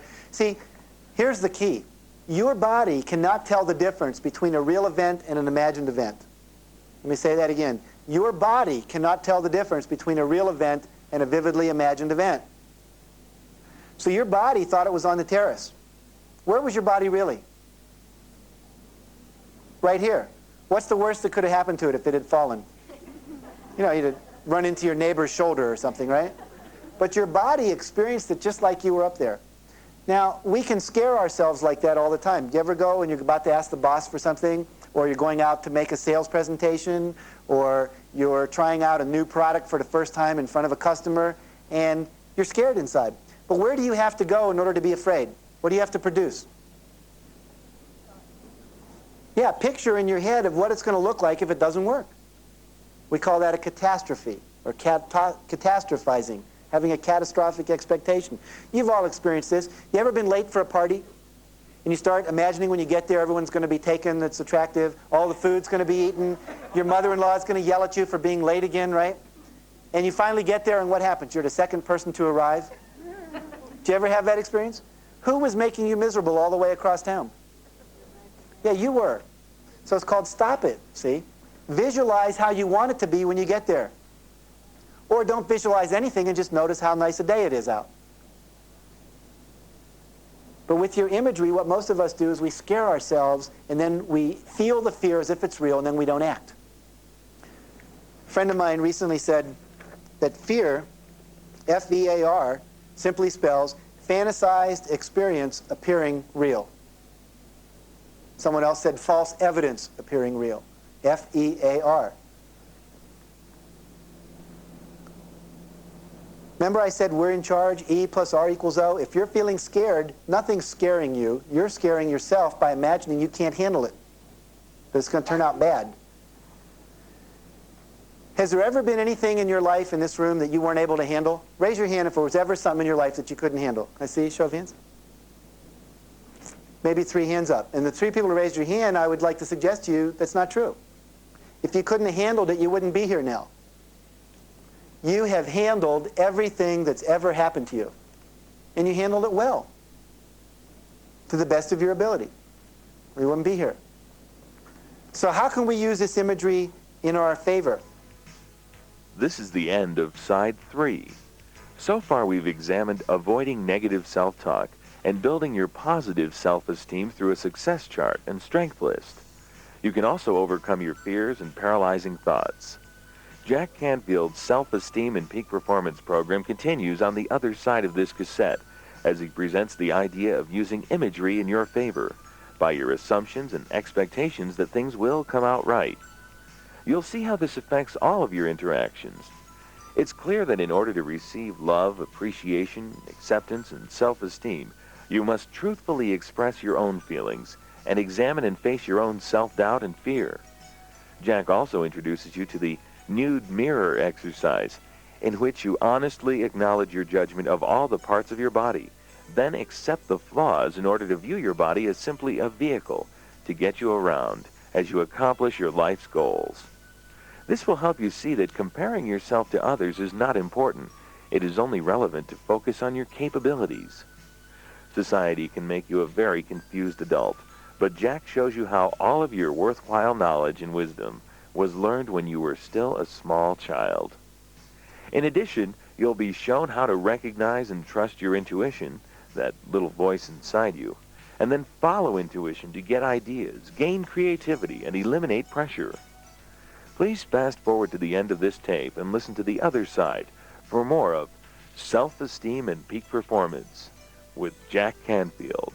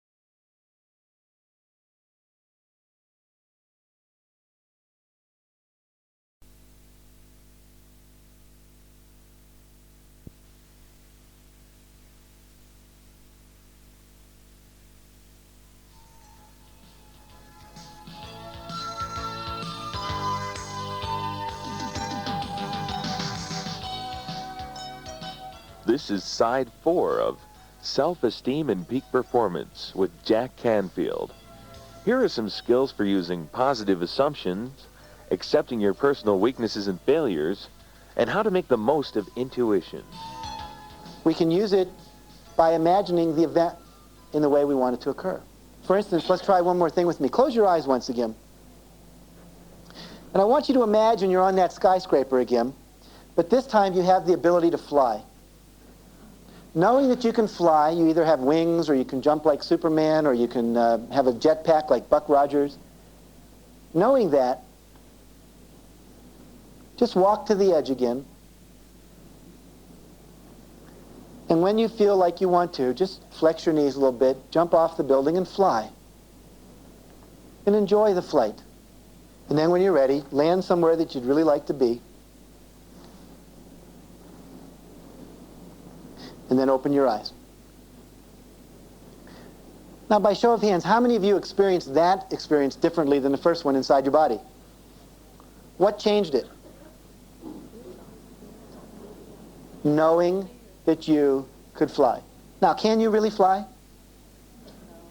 Not most of you with your body, but in your mind you can, see? As soon as you imagined flying instead of falling, see, what did you have to imagine the first time? Something I didn't even ask you to imagine, which is what? Falling off and going splat at the bottom. You added that. That's what brings in the fear.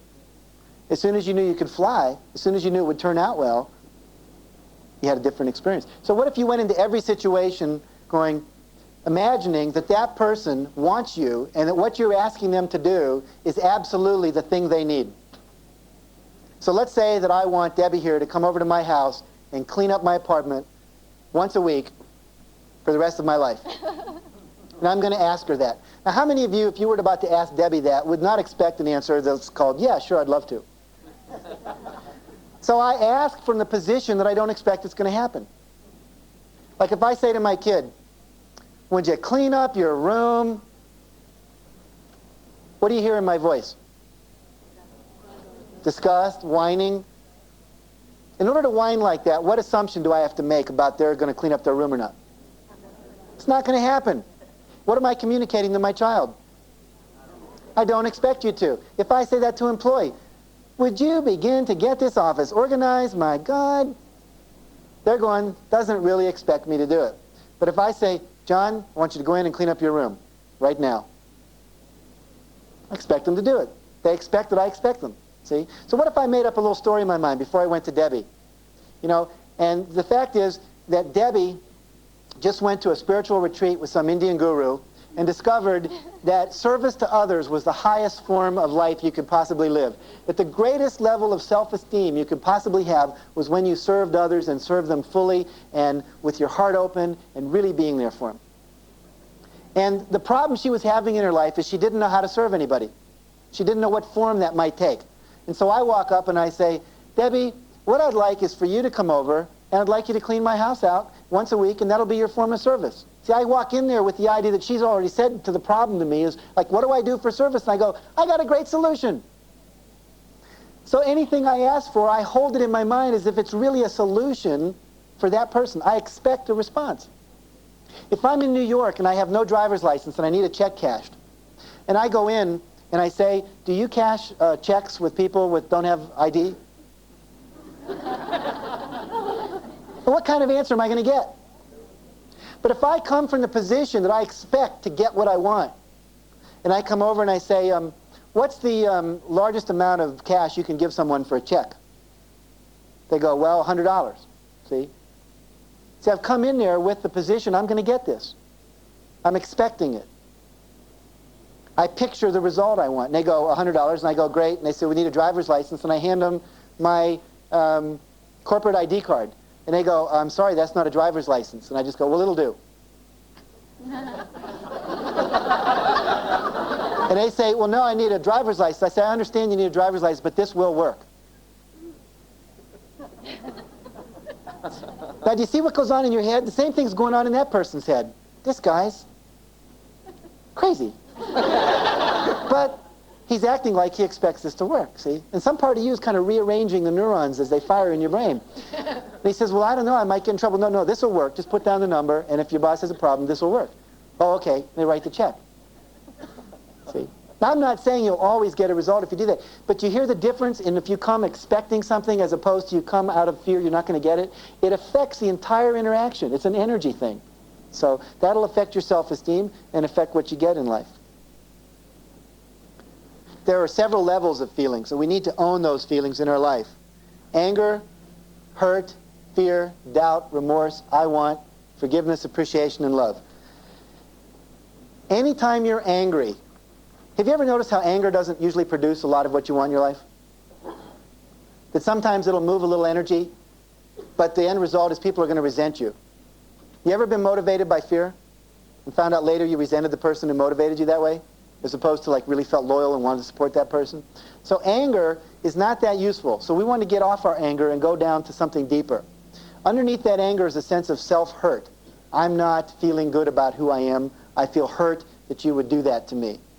So let's say that Debbie's supposed to pick me up and she's late.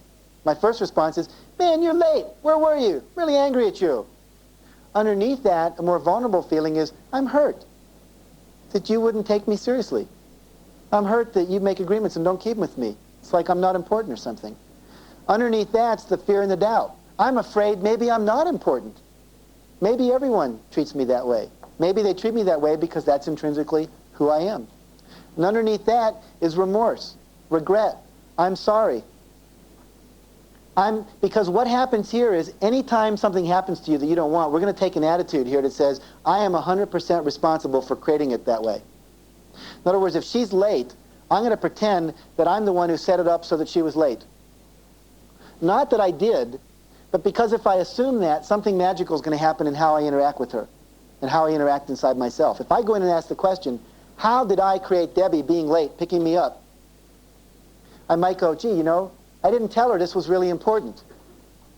You know, gee, she's been late before and I never told her it bothered me. You know, I thought at 3:30 to call her and just make sure she was on schedule and see if she was going to be on time, and I didn't do it. Now, those are all three things that are my responsibility, where I created it or allowed it to continue. Does that make sense, what I'm saying? Okay. Then the next stage is what's the want? I want you to be on time, to state what I want, clearly. And then finally, forgive her. I forgive you for being late. I appreciate that you even came. I appreciate that you're willing to support me and give me a ride. And I love you. And acknowledge that. I like you. You're a good person. I enjoy being with you. You support me. I appreciate it. Because ultimately, where do we want to be with people in a relationship? In a state of love and appreciation. Now what happens is that you get people that they go straight to the love. You know? Hi. I love everybody. I meditate a lot, and I'm really not from Earth. I'm from Venus, and I'm what they call a walk-in, you know? And you kind of want to shake them. Say, is there anyone in there? Right? Because if you go to the love without expressing these other feelings, two things are going on. One is you don't feel like you're allowed to. You've got this rule inside that says it's not okay to have feelings. Park them at the door when you come to work. And when you go home, you got so many built up, you have to drink to get rid of them. See? So the idea is let ourselves feel our feelings and express them. How many of you parents have ever gone and said to a kid, go over and tell your brother you're sorry? And you go and you say, I'm sorry. And then you say, what? Say it like you mean it. Yes. And then they go, I'm sorry. And you go, great. Now, did they really mean it that time? No, and the reason they didn't mean it is they hadn't gotten rid of the anger and the hurt and the fear. When we have a staff meeting in my company and someone's in a state of upset, we go through the total truth process. We have them either say it or write a letter with all those phases in it. If my secretary's angry at me, as she was the other day, she just flew off the handle at me. It was Monday morning, I walk in, and I give her all this work to do. Because I've been working all weekend, Saturday and Sunday. I just dictated and wrote and thought and did projects and everything. And her inbox must have been 8 inches high.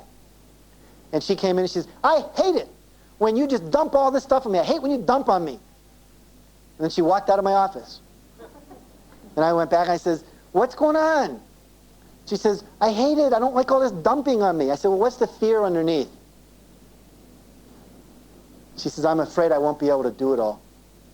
And then you'll think I'm incompetent. And if you think I'm incompetent, you'll fire me. And I really like working here. Now, this is someone who's worked with me for 2 years. But there's still that self-doubt inside. Okay? She's in charge of that. Now, she's made tremendous progress in terms of that in her life. And that's still an issue for her. But the anger is covering up what? The fear. But she needed to express the anger first in her system to get there. Okay? So we always go, what's the deeper place? If you have an environment where you tell people you must always be nice, you can never express your anger, you're never going to get down to where they really live, and there won't be any growth that occurs. Does that make sense?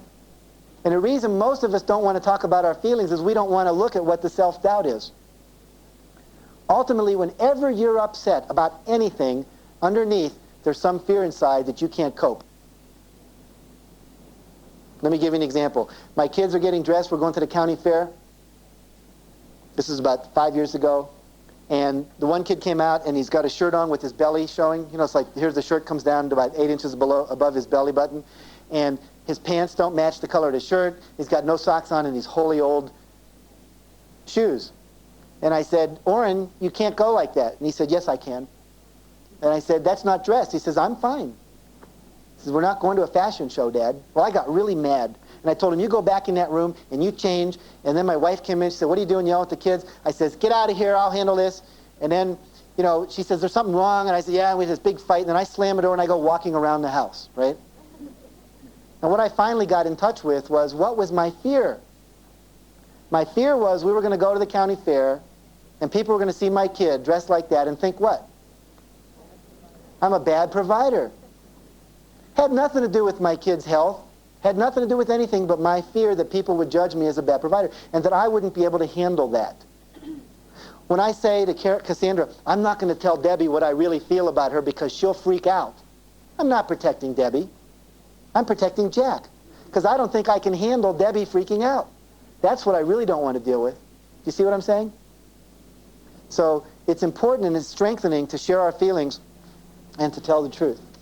We already established that most of us have parts of our body we don't like and that we judge and that we put down and we don't feel good about. I want to suggest an exercise for you to enhance your self-esteem.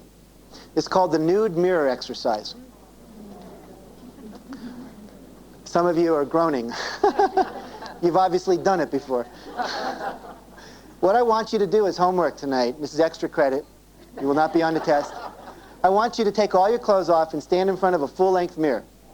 Now, one friend of mine actually has you put a bag over your head and cut eye holes in it. So you just look at the body. You can kind of disidentify from it being your body.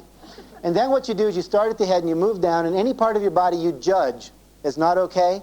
What you do is you acknowledge it. Just make a little list. Yep, nose is too wide, eyebrows are too thin, hair's too curly, hair's too straight, hair's too thin or non-existent, or whatever. Scars, love handles, butt, legs, knees, whatever. Everything. Just look at it and notice, do I like this or not? When you're done, what you then do is you go back and you place your hand on any part of the body that you've judged, like my chin, and you apologize to it. Now, if you do this, please tell people in your family what you're doing before you do it. And then lock the door, okay? Otherwise, they will take you away, I guarantee you. So then you put your hand on it, you apologize, say, I'm sorry that I have judged you. I apologize. You're a good chin. You do everything a chin is supposed to do. You hold my jaw, you allow my teeth to be there, I get to talk, I get to move my tongue around, I get to eat, I get to chew food. See, your body is a vehicle. It's like the company car. Most people do not expect the company car they get, it's usually like a gray Chevrolet or something, to be a Mercedes-Benz or a top-of-the-line Chrysler or whatever. It's functional. See, we came down here, this body, this being that got incarnated into your body, and this is like rent-a-car time. So Debbie rented Debbie's body, Cassandra rented Cassandra's, I rented Jack, Chuck rented Chuck's. And then the job is called get to New York. It's called drive your car. But see, what a lot of us do on the highway of life is we pull over and we say, that's not fair, they got a Mercury. I ain't driving any further till I get this updated. So then we go out and we buy jewelry and we get the glasses to match and we dress for success and we do all this stuff trying to limit the gap between what we got and what the top of the line is. Instead of realizing that's not what you're here for. What you're here for is to get a job done. Expand your business, expand your capacity to love, get out there, set some goals, achieve the goals. In the company it's called whatever the quarterly objectives are, you get them done. See? But we spend so much time going, God, I wish I had a body like she has. Or boy, I wish I had that hair. Or whatever. See? That's not it. And some of us, you know, do you ever notice the bodies that go like the 10 bodies, you know, that you see on Playboy and there's this club in LA, I'm trying to remember the name, Chippendales, right? Do you realize the guys, I saw a Chippendale calendar, I always thought, hey, Playboy, I read it, no big deal, it's not anything against women, yada yada. And then one day my wife brings home the Chippendales calendar. And I start comparing myself to these guys. I mean, they all got eyes like Paul Newman, and they got bodies that are like, you know, they lift weights 6 hours a day to be on Chippendale staff. I don't have time to lift weights 6 hours a day, neither do you. And then we compare ourselves to somebody who does. You can't win. It's impossible. See? And some of you have bone structures and facial structures and genetic hair, etc. You're never going to look like that. But you still can do stuff, talk, think, act, have a family, love people. That's what's important. See? So we have to get off this stuff about our body and love it. Love it by doing what?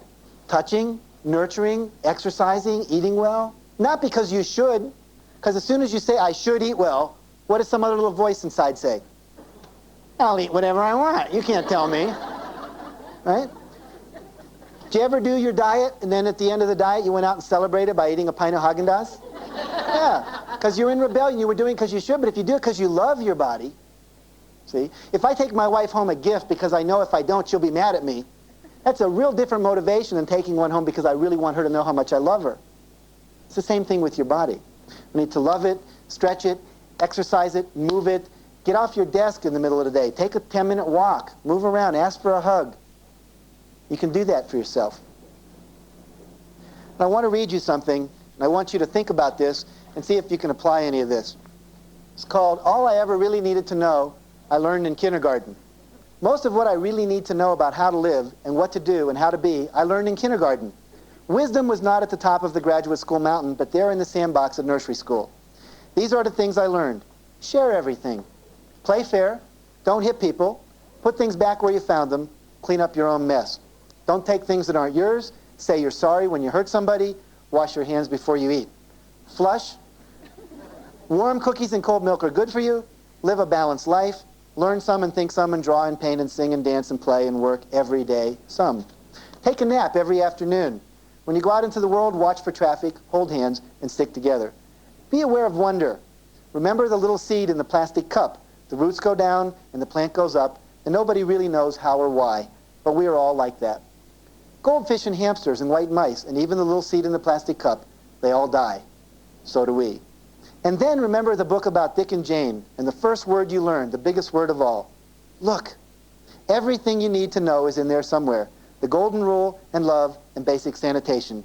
Ecology and politics and sane living. Think of what a better world it would be if we all, the whole world, had cookies and milk about 3 o'clock every afternoon, and then lay down with our blankets for a nap. Or if we had a basic policy in our nation and other nations to always put back things where we found them and clean up our own messes. And it is still true, no matter how old you are, when you go out into the world, it is best to hold hands and stick together. I want to talk for just a moment about the area called intuition. And I just want to tell you a couple stories about how intuition has worked in business for people. Most of you know who Conrad Hilton is, started the Hilton hotel chain. He wanted that one day to buy a company called the Stevens Corporation. And it was going to go to the highest bidder. And it was a closed bid, which means you write down how much you're willing to bid. You put it in an envelope. You don't know what anyone else has bid. You hand it in. And then on the appropriate time, they open all the bids, and there the highest bidder gets it. And he went to bed, and he had submitted a sealed bid for $165,000. And he thought that was reasonable based on the assessment of the company. And he woke up, and he had this figure in his head, $180,000. And it was just like throbbing in his head. You could just hear it, see it. So he called up the company. He said he wanted to submit one more bid before they opened the bids. And they said, fine, they weren't opening them until noon that day. So he had someone from his office go over with a bid for $180,000. And that afternoon they opened up the envelope, and his bid was the highest bid. Next highest bid was $179,800. So he got it by 200. Now, have you ever had something go off in your head like that, where you're about to say something, a little voice goes, not right timing?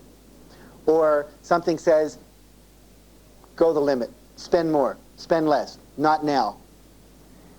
I want to encourage you to start listening to that voice. I used to teach a seminar where I would have people build a sanctuary in their mind, a special place that they could go. And in this sanctuary, we built in things like a computer, a television screen, an audio system, etc. And anytime they had a question, they could go in there and turn on their computer and get a picture, or get a readout, or see a picture on a video screen of the answer. And I had one person that I trained he was hired by a company and paid $25,000 a year. And all he would do is sit in this room, and they would send him up some problems to think about. Then he would write them back a day or two later and saying, this is what I got. And all he would do is go into his little sanctuary, punch up in the computer, watch the TV screen, and then share with the company what he got. One time a chemical company hired him as a consultant, and he knows nothing about chemistry. And they said, here's this problem. We can't get these two polymers to bond or something like that. And he said, okay, let me think about it. And he went inside, and he got a picture. And he said, I don't know what this picture means, but let me draw it for you. And he drew the picture, and one of the chemists said, that's it. If we can get this to go there, and we move this thing over there, and change this molecule, and change the structure of that, it'll work. And it did. Made him millions of dollars. When I worked for W. Clement Stone, about 20 years ago now, back in Chicago, he had a guy just like that he hired, paid about $50,000 a year just to sit in a room and think about problems that he was having and give him ideas. And this guy would come up with solutions that would make $100,000, doubled his salary, so he was worth a lot of money. We always used to be very jealous of that guy because he just sat in his room all day long. Didn't have any deadlines, no pressure.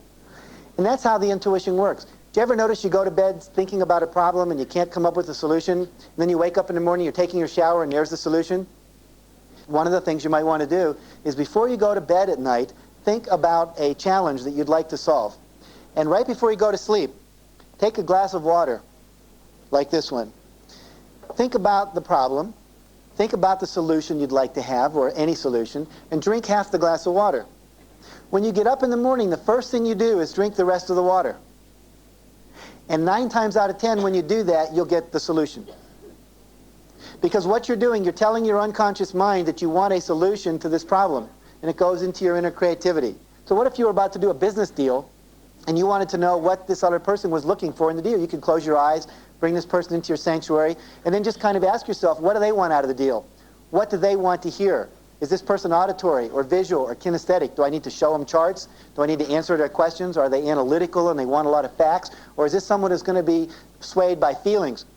See, if I go into someone who's real mental and say, this is going to feel good, they're not interested. They don't want to feel good. They want it to make sense. Okay? So a lot of times when we sell, or when we're trying to give our boss information or talk to our employees, we're talking in the wrong language. See, if I say, come over and let's take a look at this, she's the one that she wants to sit in and talk about it.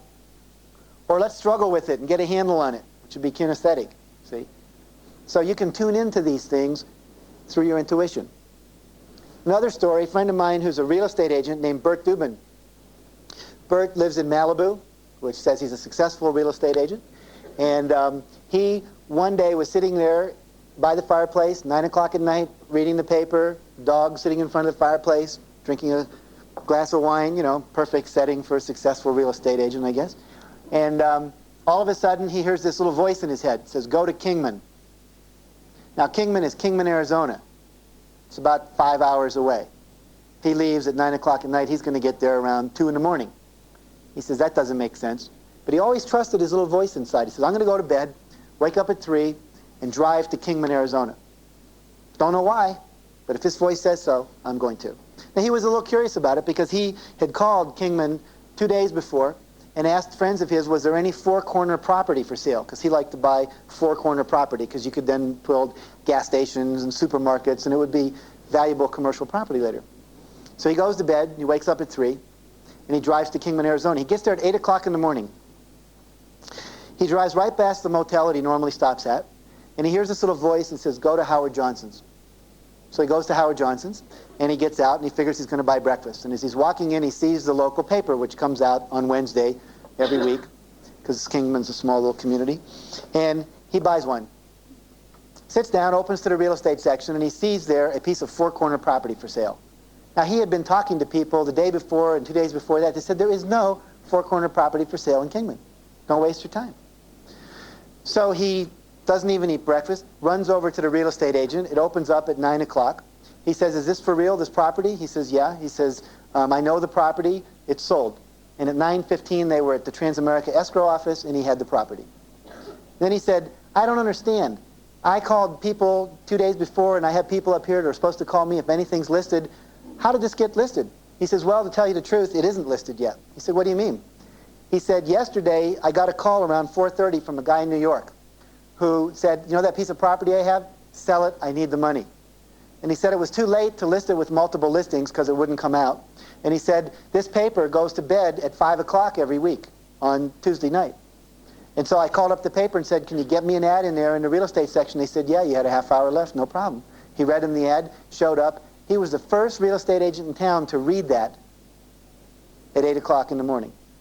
He bought the property. He later sold it for over $1 million profit. Trusting that inner voice. See? So we need to learn how to listen. Because have you ever looked inside and there's more than one voice going on? Like, how do you know which one to listen to? Okay. Couple things. One is you practice. You listen to voices have qualities to them. One voice sounds loving and nurturing and supportive. Another voice might sound real, like your mother talking to you. Don't you do that? And so you listen. If a voice makes you feel uncomfortable, if it makes you feel put down, if you feel judged by that voice, if you feel pressured by that voice, it's probably not your intuition. Your intuition just kind of lays it out there and says, here it is, up to you. What do you want to do? And then it start to practice. If you hear something like that, check it out. Go for it. Drive to Kingman. If nothing shows up, maybe that wasn't the right voice. Okay? Have you ever noticed, any of you in management positions, how you never really have enough information to make the decision? And you just have to kind of go by the seat of your pants, go with your gut feeling? There's a way to develop that. Now, we can't go into all the details of how to do that in a one-day seminar, but I want to encourage you, if you want high self-esteem, you need to listen to that voice and learn how to talk to it. This is the end of Side 4. Having discussed using imagery in your favor, the value of truth, viewing your body as a vehicle so that you focus on your capabilities rather than perceived deficiencies, and how to use wisdom and intuition, Jack Canfield's Self-Esteem and Peak Performance program continues with a simple technique you can use to produce any result you want in any part of your life. Jack will show you how to discover important changes in your life in the very next 2 weeks. Then Jack teaches you the 10 steps to becoming a peak performer. Step 1 involves acknowledging and releasing the past, letting go of unnecessary weight in order to let go of tension and fear so that you can release the enormous energy within you. You'll learn an easy way to free you to ask for what you want, no matter how improbable or impossible it may seem.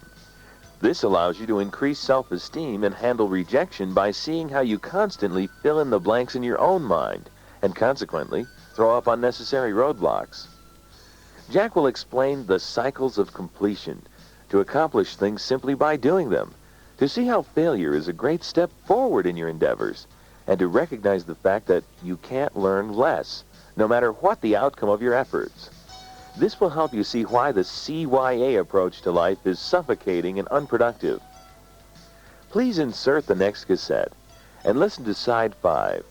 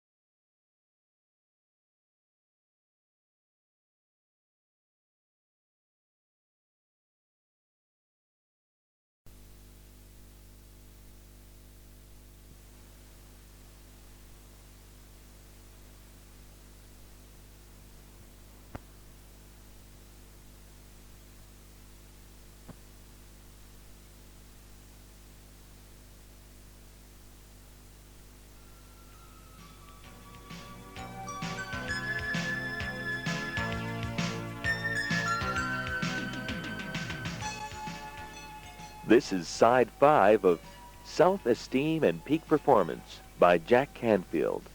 Here's the part of the program where you'll learn to maximize your ability to become a peak performer through 10 steps which draw on your confidence, self-assurance, and self-esteem. Now what I want to do is we're going to focus on how to produce any result you want in your life, in any area of your life: personal, professional, career, financial, weight, emotions, intimacy, and relationships. Now, we're going to work on two levels. Some of it's going to make sense. I'm going to talk to you, and your rational mind's going to understand it. And occasionally I'm going to do things that your rational mind will not understand. But as a result of my having said certain things, you will walk out of here, and within 2 weeks, things in your life will be different. You will literally start to notice that they show up better. Let me give you an example of that. Milton Erickson was a hypnotist and one of the best therapists in the world. Now, I'm not going to hypnotize you, so don't worry about that. You will send all your money to my address. Was it Soupy Sales or Pinky Lee? Remember on TV he went and he said, who was it? Soupy Sales. He said, go into your mother's purse and take all those funny green papers called dollars and send them to me. Hundreds of thousands of dollars were sent in by these kids to Soupy Sales. I'm not going to do that to you. But I am going to work with your unconscious mind, kind of bypass your rational resistance a little bit. But the way this worked, Milton Erickson was so famous that people used to bring him their worst cases. And they'd say, here, fix this person. I've given up. And so one day he got a client, was a psychiatrist, who brought him a teenager who had 3 pages on his rap sheet at the local police department: breaking and entering, assault and battery, speeding, driving without a license, drunk driving, you know, anything you can think of. This kid had almost done it. And his life was a mess. And the therapist had tried everything he knew, and he couldn't get the kid to change. So Erickson sits down, and the therapist explains all this to Erickson. So Erickson's this old man. It's right before he died. And he looks up at the kid. He just starts looking at him. Then he pushes up. He's very old, almost near death. And he pushes up and he leans across the table. And he says, young man, how surprised would you be if you were to notice 2 weeks from now everything in your life, I mean everything, had changed? Then he sat down. And the kid looked at him and he said, I'd be very surprised. And he said, very well, young man, get out of here. Therapist figured, well, maybe Milton couldn't do anything either. Didn't want to waste a whole hour trying. Got up and he left. 2 weeks later, everything in that kid's life changed. All of his behavior. Now, how'd that happen? See, I'm not going to tell you. Because if I did, it would get in the way of you having experience of it. So what I'm going to do is just tell you, and it's true, that in the next couple of weeks, you're going to start discovering small and large changes in your life, at work, in your relationships, in relation to your body, your emotions, your self-love. But what you have to do is I want you to look for them to show up. So the assignment is I want you to write down everything you notice that's different at work or at home in the next 2 weeks, anytime it shows up, however small. Gee, my kid did that, and I didn't yell at him. Isn't that interesting? I always used to yell at him. Or the customer got mad at me and didn't bother me. Or I was doing some quality control work and telling someone that this needed to be redone, and they got all pissed off, and I said, hey, I understand, but you got to do it anyway. Normally I would have caved in. Had to go talk to my supervisor. So just notice anything at all that's different, okay? And write it down. That's the assignment. Okay. Step 1. You may want to take notes on this. Step 1. In order to achieve any result you want, the first thing you have to do is acknowledge and release the past. Acknowledge and release the past. It's as if some of us in this room are walking along with this big anchor behind ourselves, and we're pulling it. And if we could just let go of it, we'd be able to move faster. Okay? Now, I told you one way to do that, and that's the total truth process, where if you've got feelings that you haven't communicated, write them down, communicate them verbally. It doesn't matter either way. Even with people that are no longer alive, you can write them a total truth letter. The anger, the fear, the hurt, so on, all the way down to the love and appreciation. We've had people that have forgiven their parents and doubled their income in the next couple months. Doubled their productivity. Doubled their ability to achieve things. One man had been holding resentment against his father and finally realized his father did the best he could with the awareness he had at the time. How many of you are parents? How many of you wake up in the morning and say to your wife or husband, what can we do today to really screw little Johnny up so when they're adult they'll be totally neurotic? Do any of you ever talk like that? Do you think your parents got up and talked to each other like that? No. They were always doing the best they could with the awareness and skills and experience they had at the time, right? I mean, maybe they didn't read Dr. Spock. And they didn't have all these shows on television and books to read and courses and marriage encounter and parent training and parent effectiveness training and all that. You're the people that showed up here to learn more, right? They didn't have that. There wasn't career track 40 years ago. See, it was School of Hard Knocks and no cassette tapes to go with it, see? So the basic idea here is they were doing the best they could. So when you finally let go and just forgive them, we had one guy had a pain in his side for 14 years, it disappeared. One guy had a migraine headache for 2 years, it disappeared. Person had myasthenia gravis. One half of their face would not move when they talked. After they did this forgiveness process and did the total truth, little role play, their face moved. I've seen arthritis get less intense for people. Now those are extreme cases. Most of us don't have problems like that. But you release a lot of energy. I've seen people lose 14 pounds in 2 weeks without changing their diet when they released that tension in their emotional system. So we need to let go of the past. Forgive and forget. We've all been told that. And now you have a method for it. First share the anger, then the hurt and the fear, the remorse and the regret, what you might have done differently, what you wanted that you didn't ask for. Let's look at that for a minute. How many of you got everything you wanted from your parents when you were a kid? I see no hands up, okay? Now, how many of you ever resented your parents for not giving you what you wanted when you were a kid? Let's see a show of hands. Okay. How many of you asked clearly for everything you wanted when you were a kid? So we had a lot of people resented our parents, very few people asked, and nobody got everything they wanted. Now, last question. How many of you had bona fide registered psychics as parents?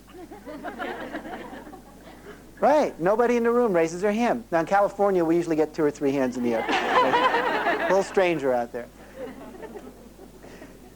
Now, let's look at that for a minute. You didn't get what you wanted. You didn't ask clearly for it all the time, but you resented them for not getting it. What does that mean? It means that you thought your parents knew what you wanted. They always didn't. Then you decided that because you didn't get it,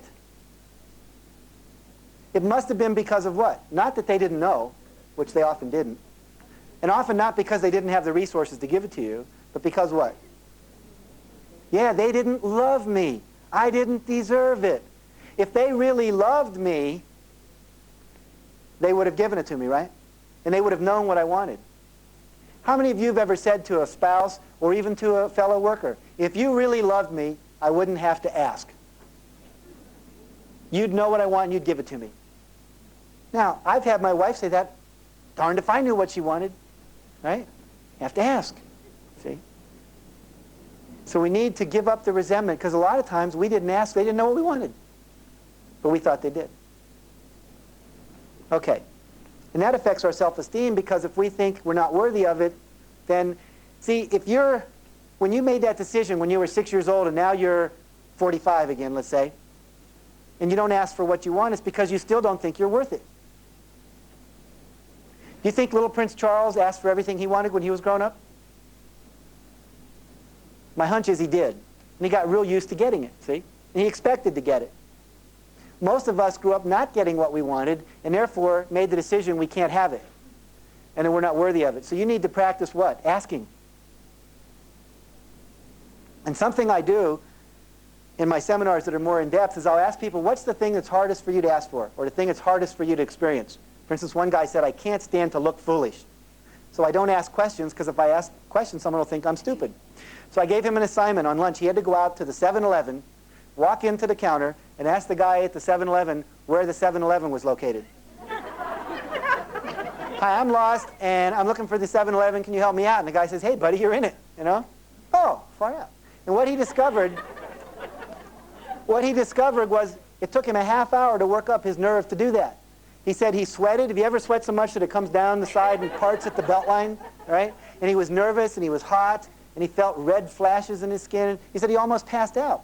And then he asked the guy, where's the 7-Eleven? The guy says, gee, you're in it, guy. And he said he didn't say I was stupid. He didn't laugh at me. He simply said, you're in it, right? So many times we're afraid to do something, and when we finally do it, we find out it was no big deal. Did you ever notice that?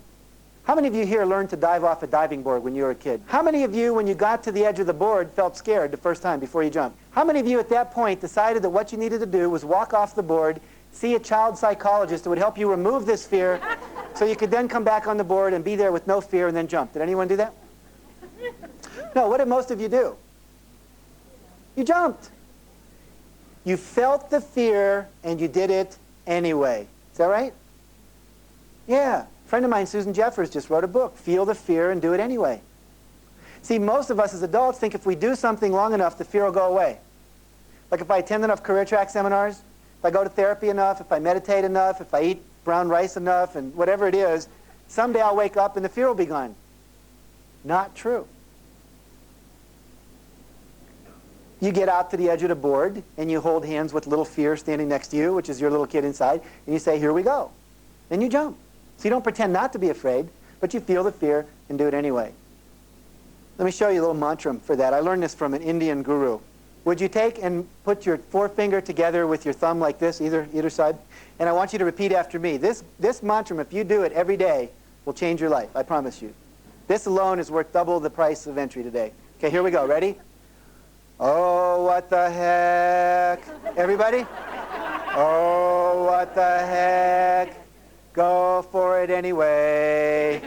Go for it anyway. Now, let me talk about that for a minute. Taught that in a seminar just a couple months ago. Lady writes back to me a few weeks later. She says, Jack, I work for a company, and I'm also on the board of a school for emotionally disturbed children. We do fundraising. And I was in the bank cashing a check, and I had this idea come into my head, and it said, why don't you ask the bank president for $10,000 gift to the school? Said, you're here at the bank, what can he do? All you can do is say no, right? So she goes upstairs to see the bank president, and on the way upstairs, her knees start to shake. And she said, what am I doing? I don't know this bank president. He's just going to say no. I'm sure they've given away all their money, their funding program, they have a committee, and all that little negative self-talk comes in. And then she hears this little voice. Oh, what the heck?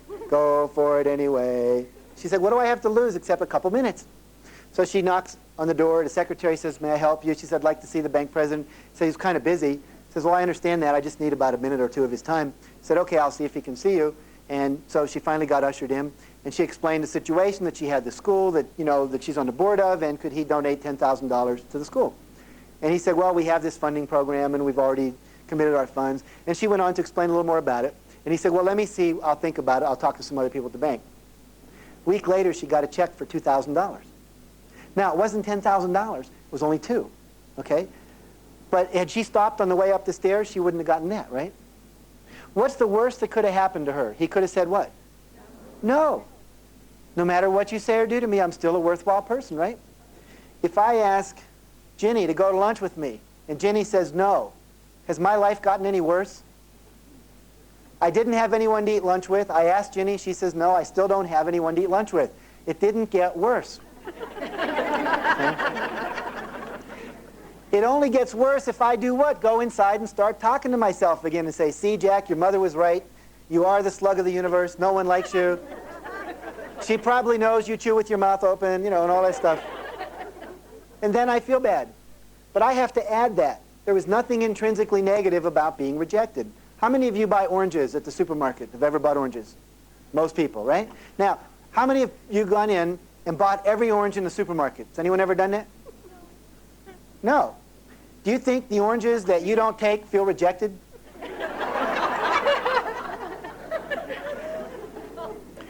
What's your guess? Probably not, okay? Why not? Because someone else will come along and pick them later, right? And secondly, you couldn't possibly use all the oranges. If I ask 6 people to dinner tonight and everyone else in the room feels rejected, I mean, you're making that up, right? I can't eat dinner with all of you and have a conversation. See? You can go out and create dinner with anyone on the planet if you want. It's up to you to do that, right? But your life didn't get worse if you didn't get invited, unless you tell yourself that. It's all up in your head. I'm going to put some numbers up here on the flip chart, and I'll read them for people listening to the tape. The numbers are 1, 2, 4, 5, 7, and 8. Okay? Now, my question to you is, what's missing? So raise your hand if you think you know what's missing. Yes. 3 and 6, she said. Okay? Yes. Multiples of 3, he says. How many of you think 3, 6, or multiples of 3 are missing? Look at the look of distrust out there. No way, Canfield, you're going to catch me again, huh? Let me submit for your consideration that nothing is missing. Everything that's there is there. This is it. So then I would ask you the question, where are the missing numbers that you say are missing? Yeah, Ginny's pointing to her head. Exactly. You made it up that something's missing. I would suggest to you that you're it. You show up and you're it. There is nothing else. Nothing's missing. Oh, if only I had the ability to sing. If only I was more assertive. If only I was whatever. See? There's nothing missing. It's all in there. May not all be expressed yet, but see, this is it. These are the numbers. Someone doesn't go to dinner with you? So what? There's only 4 billion people on the planet. If I ask Ginny and Ginny says no, I can ask Ginger. And I can ask Rada, I can ask Rada. And I can ask Cheryl, and I can ask Bobby. I can ask lots of people. And someone somewhere eventually will say what? Yes. Probably the USO Club or something, right? No, but seriously. So we're going to look at that a little later, the importance of asking and not feeling rejected. Any of you ever been involved in sales? Can I see a show of hands? Okay, about a third of the group at some time has sold something, even if it was Girl Scout cookies, okay? And a friend of mine, Larry Wilson, along with Spencer Johnson, wrote a book called The 1-Minute Salesperson. Have any of you read that book? Good book. Highly recommend it if you haven't read it. Now, Larry said when he started out selling insurance, I believe it was, that he was miserable at it. And the other problem he had is he couldn't handle rejection. He would feel terrible. But he did notice that about every 10 orders, every 10 presentations, somebody would buy. And his usual sale was about $250. So one day he said, I woke up and I realized that every time someone said no to me, it was worth 25 bucks. So he'd go out and he'd say, Debbie, you want to buy some insurance? And do his he'd say, no. He'd say, thank you for the $25. Then he'd talk to Cassandra and she'd say no. He'd say, thank you for the $25. It used to be thank you for nothing and then thank you for $250. But when he began to realize that every person he talked to was worth 25 bucks, he says, I couldn't get to him fast enough. Because they weren't rejecting me. They were rejecting his what? Insurance. Now let's look at a little chart here. This chart says cycles of completion on it. It's a circle. And on this circle, we see the following words: decide, plan, start, continue, finish, and complete. That's what's required to complete something, to get a job done, to get a result. You've got to decide you want to do it. And then you've got to plan it. You know, how am I going to do it? And then you have to start. Now, let's just look at these first 3 phases. Do you know anyone that gets hung up just on the deciding part? They can't make up their mind? Okay, that's one place you can get stuck. Another place you can get stuck is planning. You decide what you're going to do, but you never plan it. And then some people decide and plan, but they never start because they think they have to have it down perfectly first. You'll never have it perfect. The way you learn to play the piano is by what? Yeah, playing the piano. You've all heard that where they go up to this great, I think it was Arthur Rubinstein's walking down the street and someone in New York stops him and says, sir, I'm lost. Can you tell me how to get to Carnegie Hall? And he said, yes, I can, son. Practice, practice, practice. Okay? But the way you learn to do anything is by doing it. How many of you have more than one child at home? Did you get better with the second one than you were with the first one?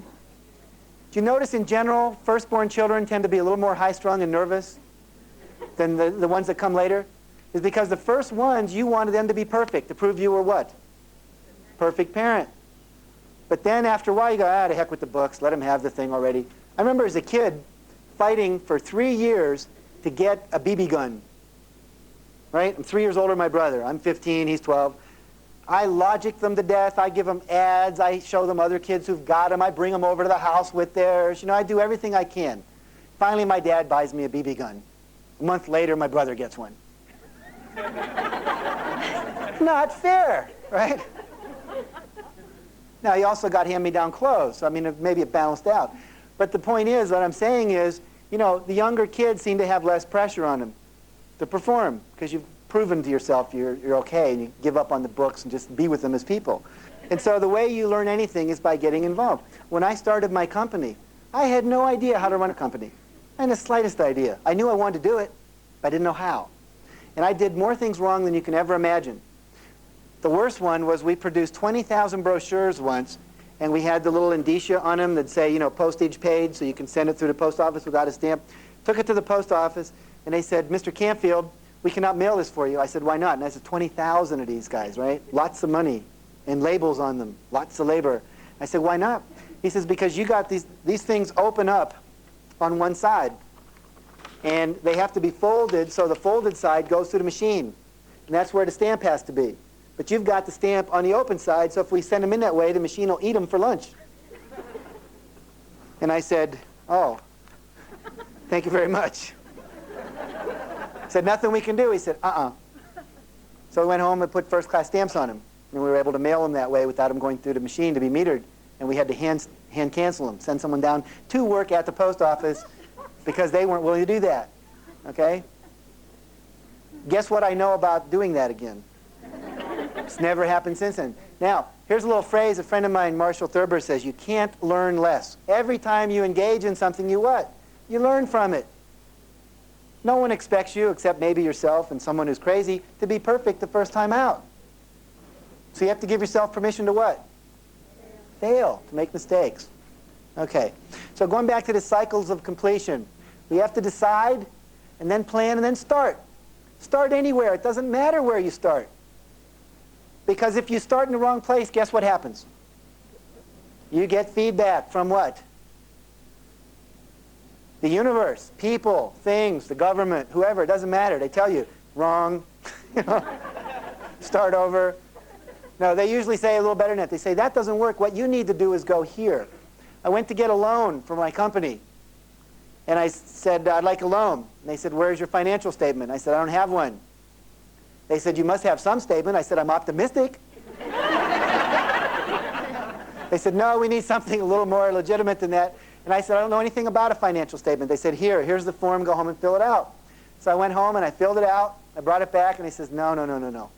Then they gave me a book, how to fill out a financial statement. I went home and I filled it out. Now, after that, I knew what? How to fill out a financial statement. Then, after I had done that, I brought it back, and they said, well, it's very nice, but you're missing several pieces of information that would allow us to decide in your favor. I said, what is that? And they told me all the things. And then finally, after I'd done all that, they said, I'm sorry, we're not funding you. I said, gee, thanks for the education. And I said, do you know any banks who might? They said, well, you might try Pioneer Bank. It's over the next town over, and they often fund things like this. So I went over there, and they said no, too. And I said, do you know who might? And they gave me another bank in Northampton. It was in Massachusetts, where I lived at the time. And they said, yeah, we'll fund it. Now, I learned a lot in the process, but I had to be willing to be what? Ignorant, foolish, fail, look like I don't have it together. See, some people would rather be right than successful. Let me say that again. They'd rather be right than successful. They want to look good. It's the old cover your ass, CYA. Everyone knows that one. Hey, not me. They did it. Any of you watch the Watergate stuff or watch the Iran-Gate stuff, the Iran-Contra? All these people are basically what? Wasn't my responsibility, someone else did it. See? Instead of like, hey, I did it. So we are almost enculturated in cover your butt, but don't take responsibility. It's not okay to make mistakes. But the fact is, that's the only way you'll ever be successful. You've got to get on the field if you're going to play football. It's just the way it works. Okay, so you got to start. Then you got to continue. How many people have started a project and given up if it got uncomfortable? Yeah, it's called quit if it gets uncomfortable. Discomfort is part of the process. It's going to get uncomfortable. It wouldn't be a goal if it wasn't uncomfortable. It's going to require something of you you didn't have before. You're going to have to ask for more. You're going to have to sell yourself. You're going to have to cooperate on a bigger level. You're going to have to have a self-esteem image that says, I can ask Ken Blanchard to come talk to me about the 1 Minute Manager instead of read the book. Because you can, if you want to. Okay. Then you got to finish. One of the best ways to avoid failure is what? Don't complete anything. No one can ever judge it. They have a degree over here at the university called ABD, all but dissertation. People go there for 9 years, get a committee, get an outline, and never hand their finished draft in. Why? Because if they hand it in, someone might say, not good enough, it's not perfect. So you get professional graduate students. Is that making sense? Do any of you have things like that? A poem you wrote that you never finished? Or a painting you started? Or a dress that just needs a hem in it? Or a proposal? Or a letter to the boss? Or a good idea, but you never completed it? It's kind of half finished? I have about 6 books like that. It's one of my major issues, is completing things, because it won't be good enough. Someone will say, oh, you missed this. You're wrong there. Now, I've pushed through that and completed 4 books. But I've got lots of them in draft form, see? So we need to finish. Then, have you ever finished something, and let's say Debbie's my boss again, and I hand her my report. And then I walk around all week, and every time she comes by, like a little puppy, I start, right? What's she supposed to tell me? Good job. Until she does that, I finish, but I'm not complete. Let's say Rada says something, I overhear her on the break saying, that guy Canfield, I don't know how the hell they got him in here to do this. I mean, boy, they're lowering the standards at Career Track. I don't know. Now, if I hear that, and I don't go up to her and talk to her about that, guess what's the first thing I'm going to think the next time I see her in the supermarket 6 months later?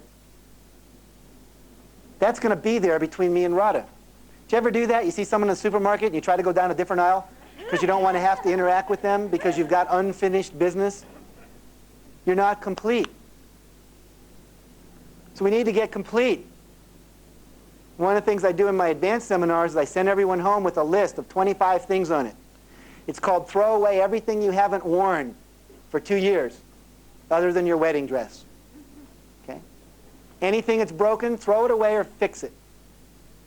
Anything that you haven't used for over 2 years, unless it's something you only use once every 5 years, like to exterminate your house or something, get rid of it. Sell it. Give it away. Balance your checkbook. Clean out your car. Fix everything in your car. Clean out your basement. Clean out your attic. Clean out every drawer. But have you ever noticed you open a drawer and inside some voice goes, someday I'm going to have to clean this out? Right? This is the end of Side 5 of Jack Canfield's Self-Esteem and Peak Performance. Now start watching for changes in your life over the next 2 weeks. Also, as you learn to increase your self-esteem, you can commit yourself to becoming a peak performer through 10 basic steps. As we go on, Jack continues with Step 1 to peak performance, as you see how incompletions in your life represent part of you that's incomplete. How to discard the excess in order to make room for new ideas, experiences, and successes. If you look at your positive past, list 100 successes, and get others to acknowledge these, you can begin to truly love and appreciate yourself, which will give you the confidence to go on to new levels of achievement. Jack teaches you another mirror exercise to identify and affirm your strengths daily. This is a healthy way to totally accept, love, and appreciate yourself, and that will open the door for you to feel the same way about others. Peak Performance Step 2 is where you identify, acknowledge, and affirm your strengths. Step 3 is a method to clarify your vision and values, to follow your true purpose in life and your combined purpose with others. Please fast forward this cassette until it stops and listen to the other side, Side 6 of Self-Esteem and Peak Performance by Jack Canfield.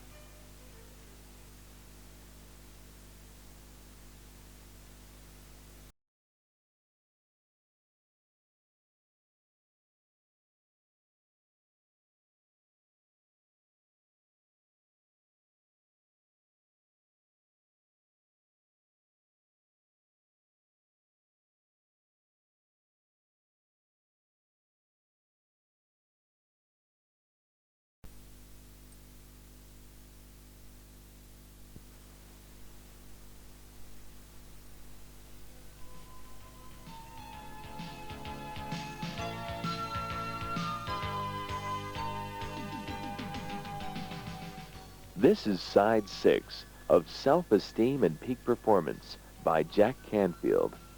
Your training in how to become a peak performer continues with steps 1, 2, and 3. Every one of those incompletions represents something in you that's not complete. Let me give you an example. When I made my list of incompletions, on it was put up bookshelves. Now for a year I'd wanted to put up bookshelves in this condominium that I was renting. And as I processed it down to what is it about me that's incomplete, I realized I'd never really owned that space. It wasn't mine, even though I was paying almost $1,700 a month to rent this place. It wasn't mine. Now when you pay that kind of money, you damn well have the right to put up bookcases. But inside of me, I was still a guest and not a host. I was still someone who was not in charge. And that was why it was incomplete. The part of me that's afraid to give away clothes that I haven't worn in 2 years is the part of me that doesn't trust I can keep manifesting abundance in my life. Well, what about when the crash comes and I lose 50 pounds? I might be able to wear this again, right?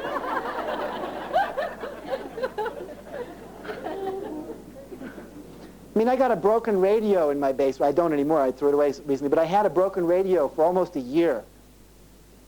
And what it would have cost to fix it was probably more than what I could have bought a new one for, right? But something in me wouldn't throw it away. And it was, again, someday I might need this. Whereas I don't trust that the universe will provide and that I'm capable of providing. You understand how that works? That there's something inside of you. And when you go to clean up your environment, it presses all of those buttons. But what it does is it brings them up to look at. See, I can't clear anything away that I can't see. So we go in and we beat the bushes and all the little mice run out, and then we can get rid of them. So that's why that is. That's a very powerful confrontation for yourself to do. You might look at your closet. If you got a closet where you can't fit anything else in there, you know, where you to pull a dress out or something, that's one reason you don't have more new clothes. There's nowhere to put them. And I mean that psychologically as well as physically. If you want something new, you got to make space for it. If you want a new man in your life, you've got to let go of the last one who stopped dating you 5 years ago. Because when someone comes up and meets you, what they get is this lady still attached to somebody, even though there's no words being said. This lady's not available. She's still in love with someone else. She hasn't let go. So we need to complete the past in order to have the present show up. The other thing is to complete broken agreements.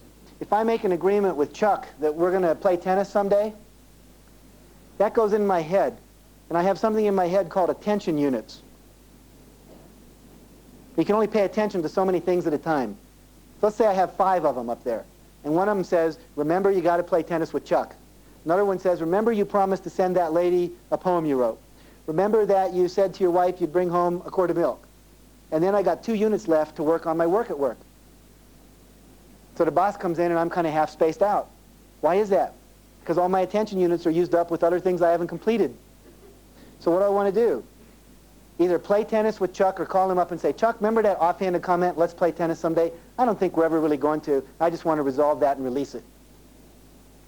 How many of you have offices that have paper piled up on the credenza, and you can say that's the 1987 pile of unread articles, and that's the 1986 pile of unread and unfiled memos, and that's the 1985 pile? We were consultants to one company once. We went into the guy's office, and there was nowhere to sit down. Every chair was piled up with papers and unfiled invoices and bills of lading and shipping orders and purchase orders. It was amazing. 5 years worth. And finally I said, I can't sit down in your office. He says, well, this isn't really my office anyway. This is where I put all the extra stuff. We went to his office. It was worse. How can you possibly concentrate on the task at hand when everywhere you look there's all this stuff saying, handle me, handle me, handle me, handle me, handle me, handle me. That's why people that have homes in their offices sometimes go nuts, because there's nowhere to look that there isn't something to do. See? So we literally sat down with him and spent a week just filing and throwing away before we could even talk about where his company was going to go in the future. Do you understand why that's important? Okay. So we got to complete. Acknowledge that it's over. We've all seen in time management courses, do it, delegate it, or dump it. You pick up a piece of paper, decide, I'm either going to do this, I'm not going to do it, throw it away and quit pretending you're going to handle everything in the universe, or delegate it to somebody. Or put it in a to-do file that you're going to get to later because it takes more than 10 minutes. Our rule of thumb in our company, if you pick up a piece of paper and you can do what it says to do, or you can handle it within 10 minutes, do it now.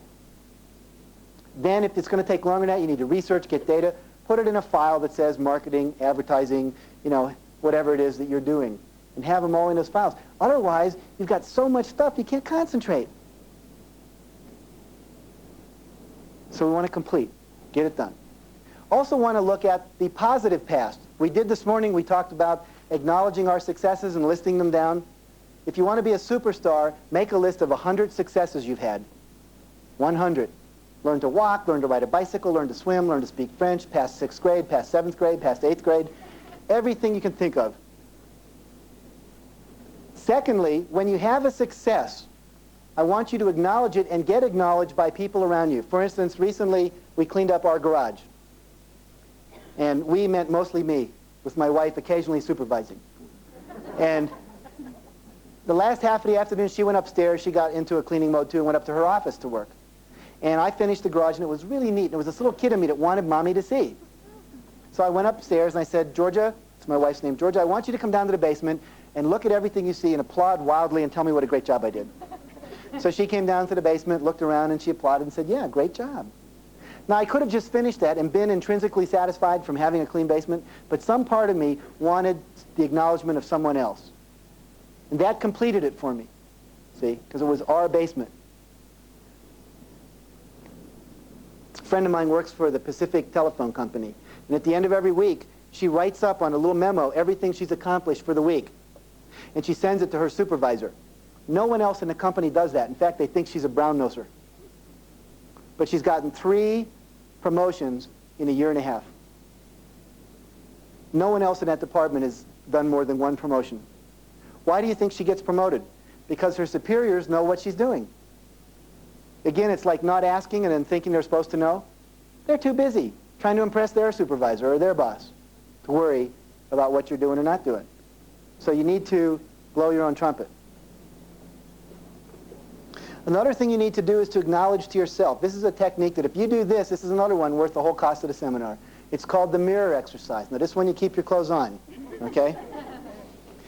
Every night before you go to bed, you stand in front of the mirror and you look yourself in the eye and you say to yourself, good evening. I want to appreciate you for the following things today. And you start to acknowledge yourself for everything you did that was a success. Even if you're on a diet and you ate half a piece of cake, you acknowledge yourself for stopping after half, because you could have eaten the whole thing, okay?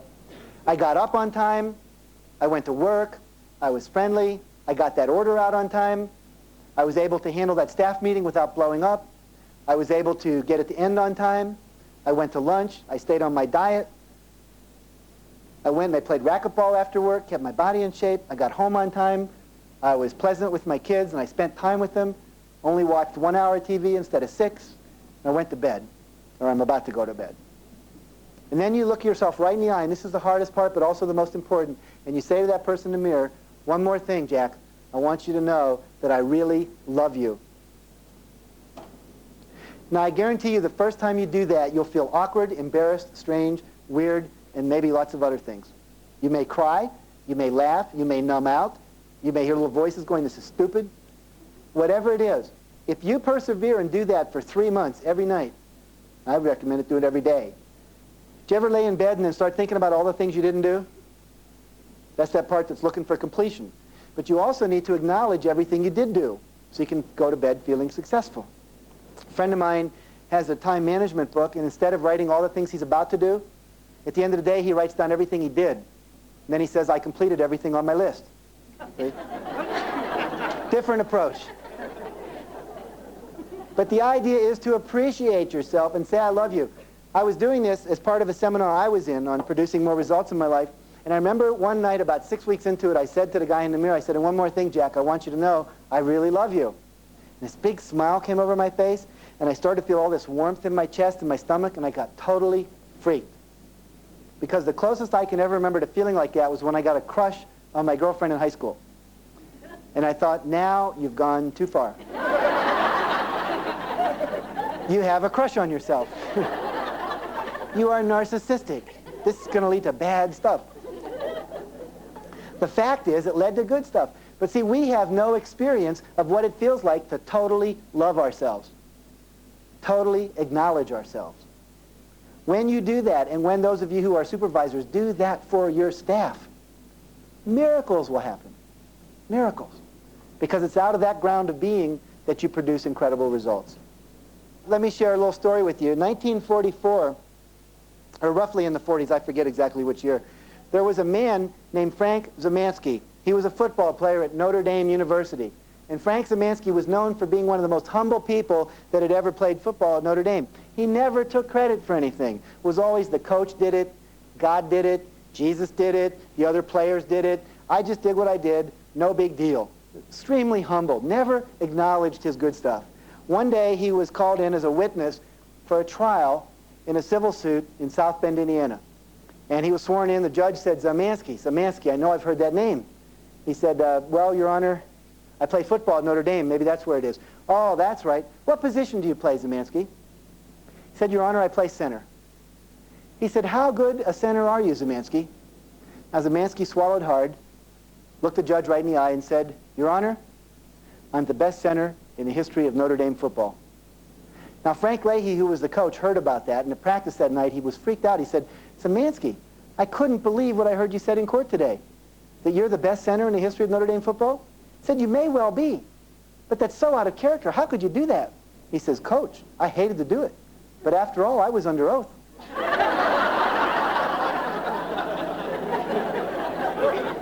So I want you to be under oath to acknowledge the good news about you. I want to read you a poem. The book that it's in is called Hello to Me with Love, Poems of Self-Discovery by C. Tillery Banks, published in 1980. The title of the poem is Time Somebody Told Me. It says, time somebody told me that I'm lovely, good, and real, that my beauty could make hearts stand still. It's time somebody told me that my love is total and so complete, that my mind is quick and full of wit, that my lovin' is just too good to quit. Time somebody told me. Time somebody told me how much they want, love, and need me, how much my spirit helps set them free, how my eyes shine full of the white light, how good it feels just to hold me tight. Time somebody told me. So I had a talk with myself, just me, nobody else, because it was time somebody told me. See, one of the things we need to do is take time to tell ourselves what we love and appreciate about ourselves. You might go back to work and write your boss a letter saying, I want to acknowledge you for supporting me. All the other things they do. We always look to them for acknowledgement. One of the keys in life is give away what you're looking for. If I'm looking for love and I decide to share my love, not sexual love, but my caring love, my spiritual love, whatever, with Bobby here, and I really open my heart and love her, guess what I get to experience? Love. It's my own. I got a card from someone a few weeks ago. It said, the love I give you is secondhand because I've experienced it first. See? So whatever you want, give it away. And in the process of giving it away, you'll get it. If I'm real needy and I come, oh, Debbie, will you love me? Will you love me? It's kind of like, oh, back, you know. It's like too needy almost, okay? Not saying never have needs. There's times when we need to be needy and to cry and to ask for help and so forth. But if I come up to you and say, wow, I really want to support and love you, well, people want to be around me then. And guess what they do? They love me back. See? I get it by giving it away. One of those paradoxes in life. Step 2, to producing any results you want in your life. We've had step 1 is let go of the past. Step 2, identify and acknowledge and affirm your strengths. Going for people's essence. I want to share something that happened. A company my wife worked at, when she went to marry me, they had a bridal shower. And someone in the group was into like personal growth kind of things. And they said, let's do a different kind of shower. Instead of giving Georgia a Cuisinart and a blender and all these things, let's only bring presents that reflect her essence, that reflect the core of who we really experience her as being. So what happened was people brought her things like a stuffed lamb, a little stuffed toy lamb,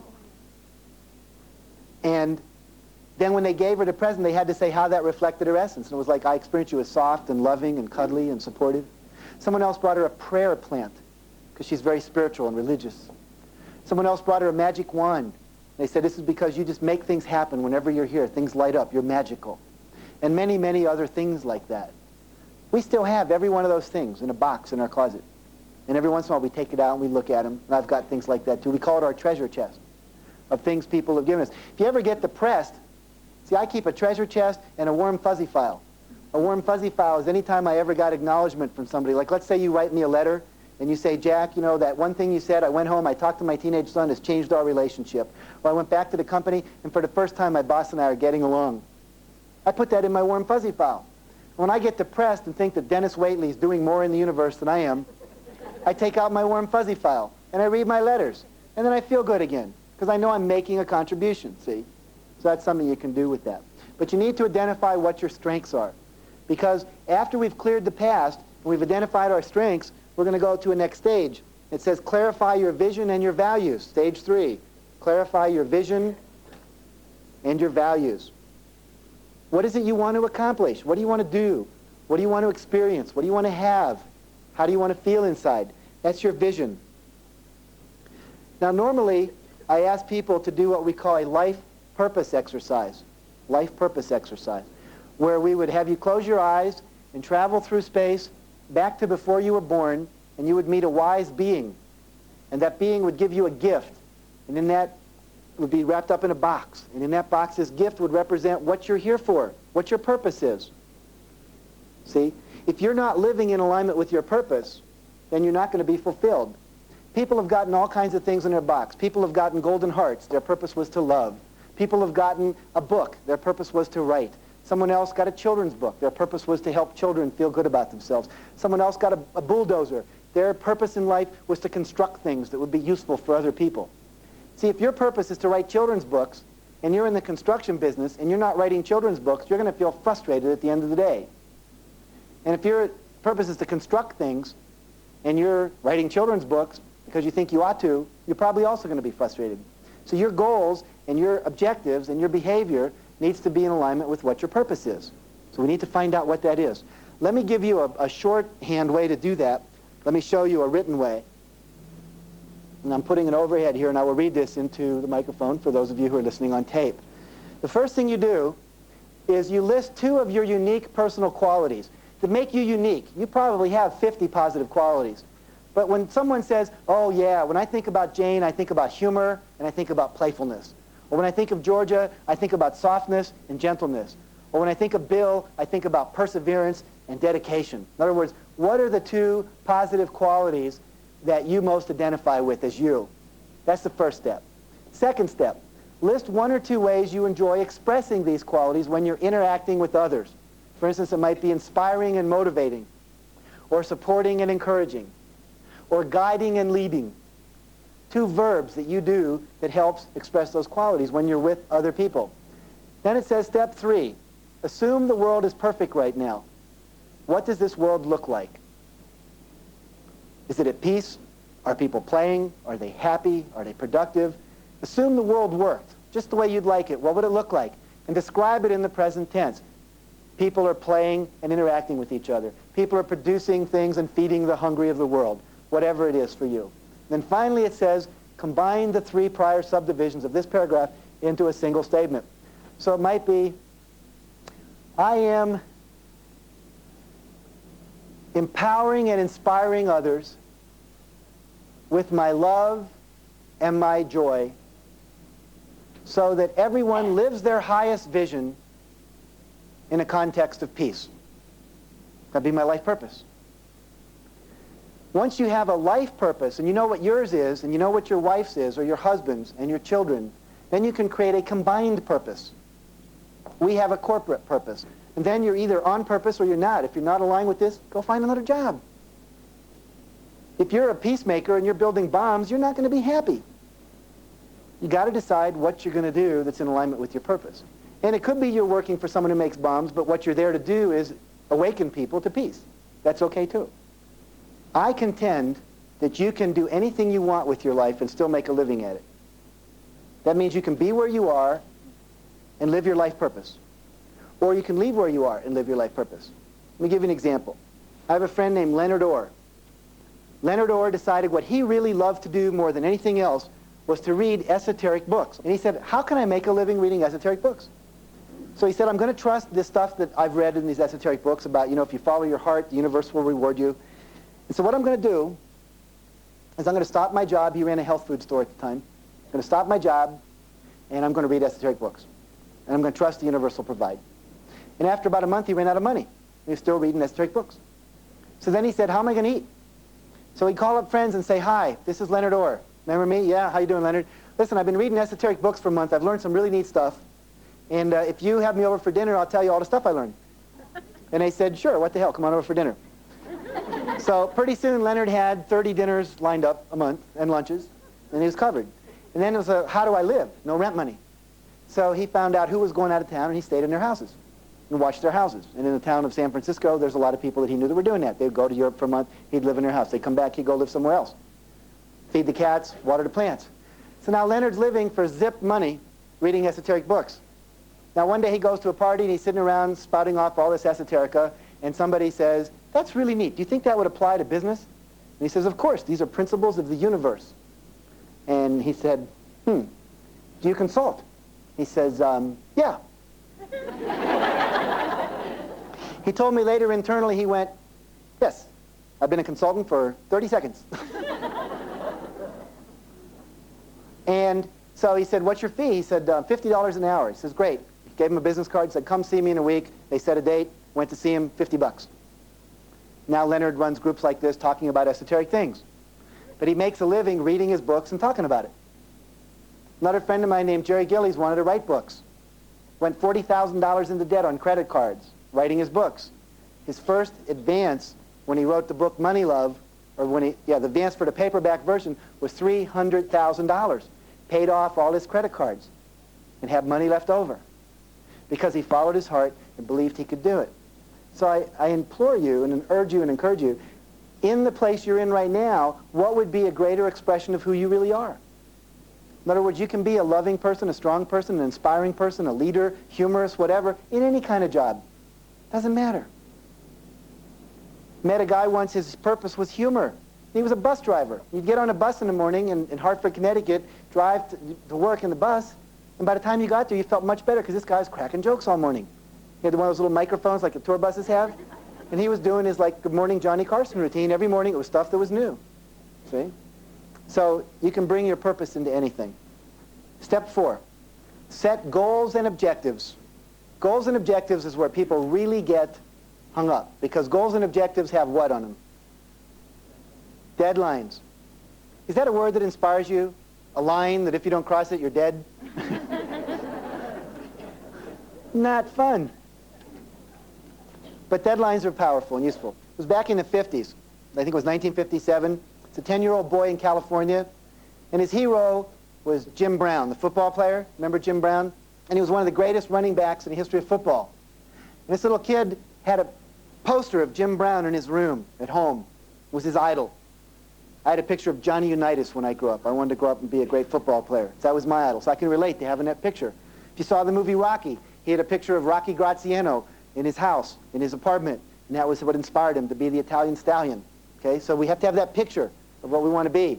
So he sees Jim Brown, and he knows that he's going to be in town to play a game. Now this kid has no money. He's a poor little black kid living in a ghetto in Los Angeles. And to make things worse, he's got a disease called rickets.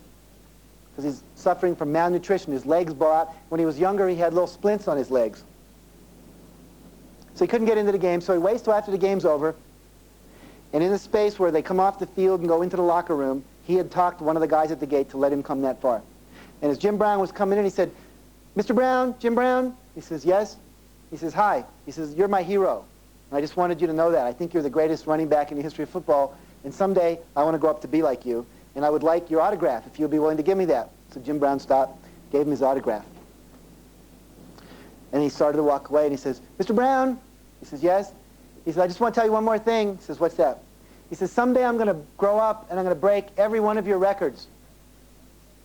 And Jim Brown stopped, and he looked back, and he says, oh, yeah? He says, what's your name, kid? He says, my name's Orenthal James, sir. Later went on to become O.J. Simpson. And did break all but 3 of his records. Became one of the greatest running backs in football as well, until injury sidelined him. Now you watch him on HBO if you get that at night. But see, that's the power of a goal, the power of a vision, the power of a declaration. 11 years old, I'm going to grow up and break every one of your records. got Jim Brown's attention. But more importantly, it got O.J. to grow up and be one of the finest football players in the history of the game. Let me tell you why setting an objective is important, because objectives have timelines on it. And timelines are a measuring stick that give you something to shoot for, that require you to do something you might not have done otherwise. In other words, there are blocks inside of you, mental and emotional and imaginal and belief system blocks that stop you from doing what you want. I mean, this company, Career Track, who's doing this tapes, the people that started this company have built the company up into a multi-million-dollar company, and they're providing a tremendous amount of service to people across the country and now across the globe. They weren't doing that before. And in the process of doing that, they had to get bigger, set goals, reach out, do things that were scary, and it's that that grows you. See, if I say sometime down the road I'm going to give a talk, there's no pressure. Without the pressure, the roadblocks don't show up. If the roadblocks don't show up, I can't process them out of me and transcend them. Fear of speaking, fear of asking, fear of failure, a belief that I'm not enough, that I can't have what I want, that I'm only a second-class citizen. Everyone in my family's always been a working-class person, so I have to be that too, as opposed to management material or president or entrepreneur or artist or whatever it is I want to be. Nobody's ever stopped hunger on the planet. Nobody's ever eradicated a major disease. Nobody's ever, and then we stop ourselves. Well, we could be the person to do that. There's always a first person. But in the process of doing that, you're going to have to get bigger. See, if you do what you've always done, you're going to get what you've always gotten. Simple but profound. You've got to do something different. Who wants to get up and do something different? Nah, it's scary. But you can do it. I wanted to transform education in California. Well, before, all I'd ever done was consulted with schools, teaching teachers this kind of stuff so they can teach it to kids. So when we grow up, we don't have to pay for this anymore. It's like we know it already. Wouldn't that be great? Maybe that's one of my goals. Put Career Track out of business. Have everyone grow up knowing all this from our public schools. Now, see, what will happen is, for me to do that, I couldn't play at the local level anymore. I had to talk to the governor, talk to the superintendent of education, legislature, write editorials for the paper. Well, who am I to call a governor? I'm just little Jackie Canfield from West Virginia, right? But in the process of calling the governor, I got to talk to him. And do you think my self-image is different now? Hey, I'm the kind of person that governors talk to. Wow. But I was before I called him. But I didn't know that. The point of setting a goal to be a millionaire and be financially independent is not about being financially independent. It's about what you will become on the way to becoming a millionaire. Because the money's not it. But you will produce the $1 million if you commit to it. No ifs, ands, or buts, no matter what. Those of you that are parents will remember when your children started to walk, you simply expected they would walk. Is that correct? Did you set a deadline by which if they didn't, you'd give up teaching them? Well, we'll give him up until 18 months. He doesn't get it then. The heck with him. The kid's not ambulatory. That's all there is to it. No, you expected that child to walk. And because you expected it, you did everything in your power to bring it about no matter what. And unless your child had some genetic deformity, that child walked. So the question is, when you set a goal and you set a deadline, it's, look, no matter what. I'm going to do that if I have to lose sleep, if I have to do things that are uncomfortable, if I have to stay up all night, or whatever. Once you commit and the deadline gets closer, all of a sudden everything that's in the way shows up, called my belief that I have to be comfortable all the time, my unwillingness to be foolish, my unwillingness to look like I don't know what I'm doing, my need to be in control all the time, my need to be the only one who gets attention, my need to be the only one who gets credit. I worked for a company once that set a goal and it never achieved it because the boss of that company, the president of that company, would not hire anyone who was smarter than he was because he wanted to get all the credit. So this company has proven that it's bigger than that. They hired me, but I won't say that. But the basic idea is that you have to be willing to have bigger people around you. If I'm going to transform education in California, I have to have more than Jack Canfield involved, right? I need a lot of people to play. I've got to be willing to ask them. This is the end of Side 6. Jack completed his peak performance step 1 by teaching you to eliminate incompletions in your life and discard what you no longer need in order to make room for the new. At the same time, holding on to the achievements that support you positively by listing your 100 biggest successes. Self-esteem and peak performance continues on the next cassette with peak performance steps 4, 5, and 6. Those are number 4, setting goals and objectives, establishing deadlines and techniques that require you to overcome obstacles that block your progress. Step number 5, affirming and visualizing your success with 8 guidelines to creating affirmations, as well as a look at the strength of visualizations. And step number 6, taking action to perform at your peak and build your self-esteem further. Now load the next cassette as Self-Esteem and Peak Performance by Jack Canfield continues on side 7.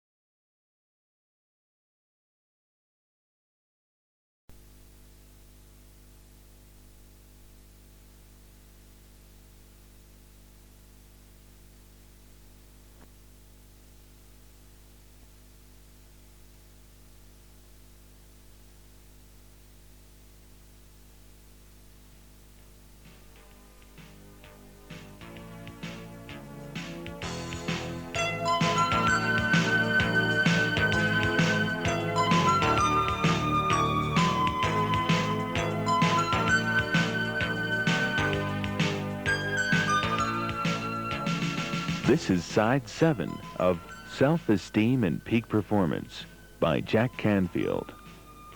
Now let's continue with step 4, then go on to steps 5 and 6 to becoming a peak performer. Now, how do you move in areas where you can't trust your word? For instance, how many of you here have been late consistently in your life? It's one of your patterns to be late to things. Got a few hands coming up slowly and late. Okay. And what happens there is that if I can't trust you, how many have done this? You're late. You've said, I'm never going to be late again. This is it. I took the S training. I'm going to be on time, whatever it is, and you're still late. Anyone in that category? Okay, about half the hands that went up the first time. See, you cannot be trusted in terms of your word around that issue. Is that correct? You give your word, can't trust it. We all have areas like that in our life. Mine's about keeping my waistline under 36 inches. It fluctuates in there. I eat a little too much. So that's something where I can't be trusted. But if I said to you, every time you're late, you're going to have to take a $100 bill and burn it in front of the rest of the staff, do you think you'd be on time? Now, this is assuming that being on time is important to you. You're not doing this for me. See? Let's say that for you to be financially independent, you would have to find out something about investment. You'd have to go out and read books and talk to consultants and stuff. But you hate to read. Now, I know you don't if you work at the library, but let's say you did. Then you said, okay, I'm going to read one book a week on investment and financial independence, and I'm going to get a broker and so on and so forth.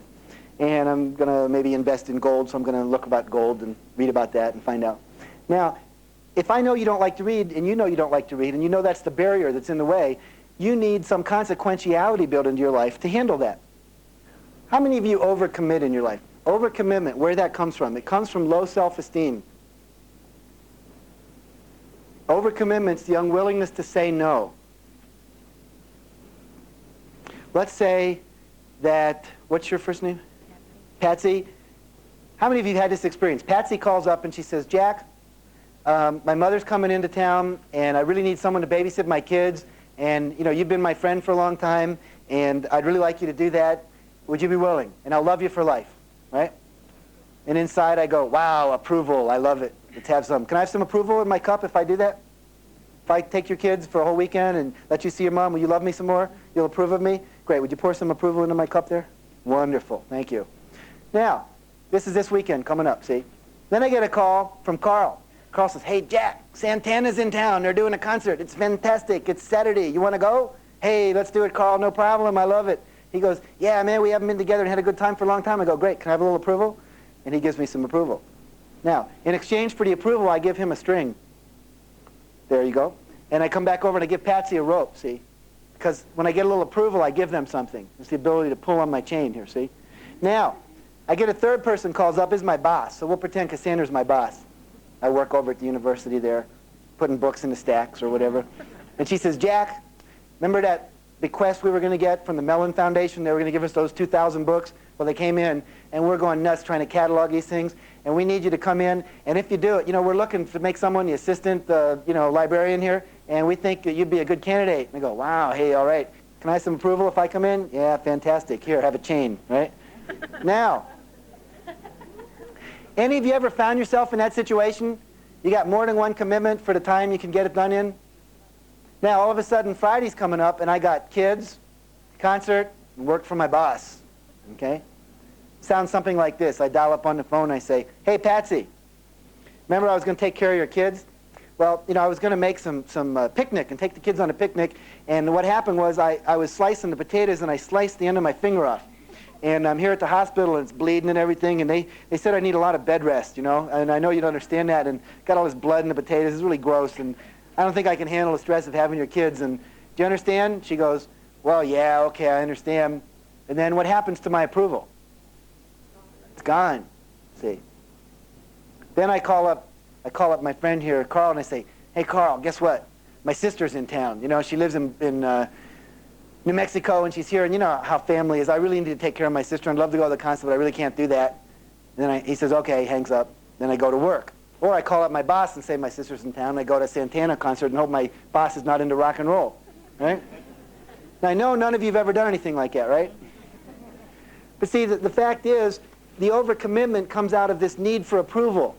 Church calls up and says, will you do this? Oh, yeah, I want the church to think I'm a good Christian, so I'll do that, right?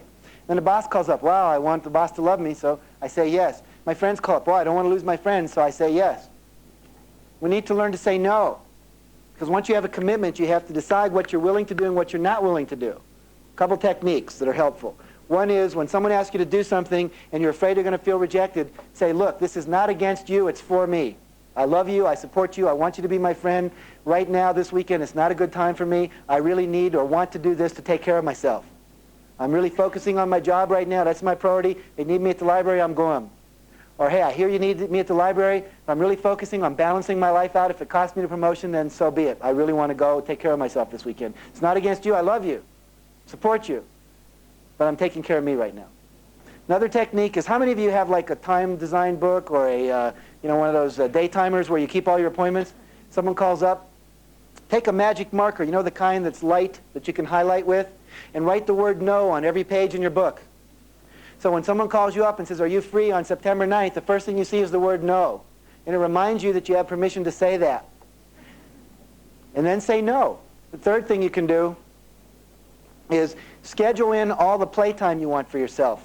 Usually we schedule in all the work, right? And then whatever's left, we get. So schedule in your vacation, schedule in time with your children, schedule in time for meetings, schedule in time for creative time. If I love myself and I totally approve of myself, I don't need your approval. See, my approval cup is full. I don't need any more. So that's why we need to love and work on our self-esteem. Step 5. It says affirm and visualize your success. Affirm and visualize your success. See, once you've cleared the past, you've identified your strengths, you've decided what it is you want to do that's in alignment with your life purpose, you now have measurable objectives. I'm going to have a house on the North Shore of Maui. It's going to have 3 bedrooms and 2 bathrooms, and it's going to be on such and such drive, and I'm going to have it by April 3rd, 1992. That's clear. Okay? Now it's called, how do I get it? Here's the key. You create a word level and a picture level in your mind of already having it. How do you do that? It's called affirmations, and it's called visualization. Affirmations work like this. You create a sentence that says, I am standing on the lanai. That's a Hawaiian word for patio. I'm standing on the lanai of my 3-bedroom house on the north shore of Kanapali Bay overlooking the water. Okay, see? Now, where am I really as I say that? Yeah, I'm not in Hawaii. I'm here. But as soon as I say that, what does that set up in my mind? Tension. It says, wait a second, turkey. We don't like this tension. You got to do one of two things. You either need to get your butt over to Hawaii, or you need to quit saying this stuff. Okay? That's usually called grow up. Give up your dream, face reality, be realistic, or do whatever it takes to get to Hawaii. Okay? So when I do that, when I hold this picture and this set of words in my mind, that tension activates something in my brain called the reticular activating system. That will not be on the test. You do not need to know how to spell it. But just know and trust that it's there in the lower part of your brain. How many of you have ever tried to call somebody who was real famous, real busy, and instead of getting them, you got their secretary and they said, I'm sorry, he's in a meeting? Anyone ever have that experience? Have you ever known they weren't in a meeting, but you weren't big enough to get through? You know, I'm sorry, who is this? Oh, I'm sorry. No, he's in a meeting. You know, what's this about? Who is it? Oh, yep, he's in a meeting. How long will he be there? It's 6 months. You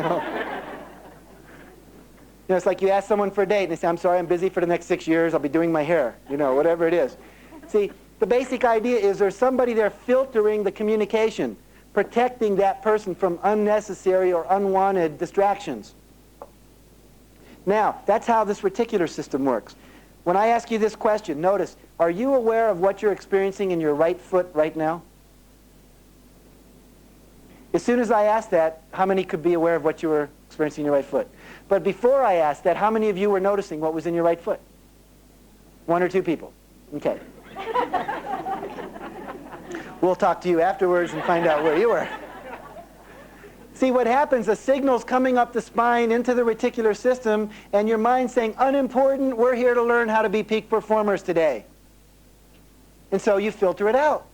But it was always coming up your spine. As soon as I said notice, your spine, your reticular system said, okay, that's important, let's let it through. Now, how does that filter work? When you set a goal, when you have a belief about the way the world is or who you are, and you have a picture in your mind of how it is, or a belief, an affirmation, or you set a goal, or have a perceived need, meaning like right now, you're hungry, like you didn't get to do lunch, you called your boss, they said, hey, you got to come over and handle something, you ran over there and came back. What starts to happen is your filter starts noticing anything that will help resolve the problem called food. You know, it notices that someone has leftovers 2 seats down from the salad bar. You remember that you have M&Ms in your purse. You see someone chewing gum. You start filtering in stuff that will help you feel what? Unhungry. Solve the problem, achieve the goal. The same thing happens on bigger goals. If I set a goal to be financially independent, all of a sudden I'm leafing through the newspaper tonight, what do I see? Seminar on real estate development. No money down. Have what you want. You know, whatever it is. Now, those ads have always been there, but I just went right by them. They were background. But now because I set a goal, they become foreground. They jump out at me. How many of you have ever learned a new word, and then everywhere you looked, you found it in everything you read? Yes? How many of you have realized that those words were always there, you just didn't see them? Your refrigerator breaks. You need a new refrigerator. What do you see in the newspaper? Refrigerator ads. Wow, just for me. How convenient.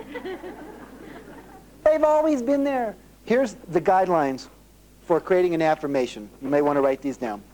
It must be stated in the positive tense. I'm not going to say, I'm no longer poor. I'm not afraid of snakes. And by the way, any of you who buy subliminal tapes, you know those tapes where you hear the ocean waves and in the background there's little messages? Make sure you know what's on those tapes, because some of them say, I'm no longer fat, I'm no longer this. That doesn't work. Let me show you why. It has to be stated positive. Stop writing for just a moment and close your eyes. Notice what picture comes up in your mind when I say the following thing. The dog is not chasing the cat. And then one more. Do not think about elephants. Okay, open your eyes. How many of you, even if it was for a microsecond, saw a picture of a dog chasing a cat? You see it? Yeah. Because the unconscious cannot hear a negative. The unconscious doesn't hear negative. It hears, if you say, I'm no longer afraid of snakes, all it hears is, I'm afraid of snakes. So you want to hear it in the positive. I feel comfortable around snakes. The dog is sitting under the tree.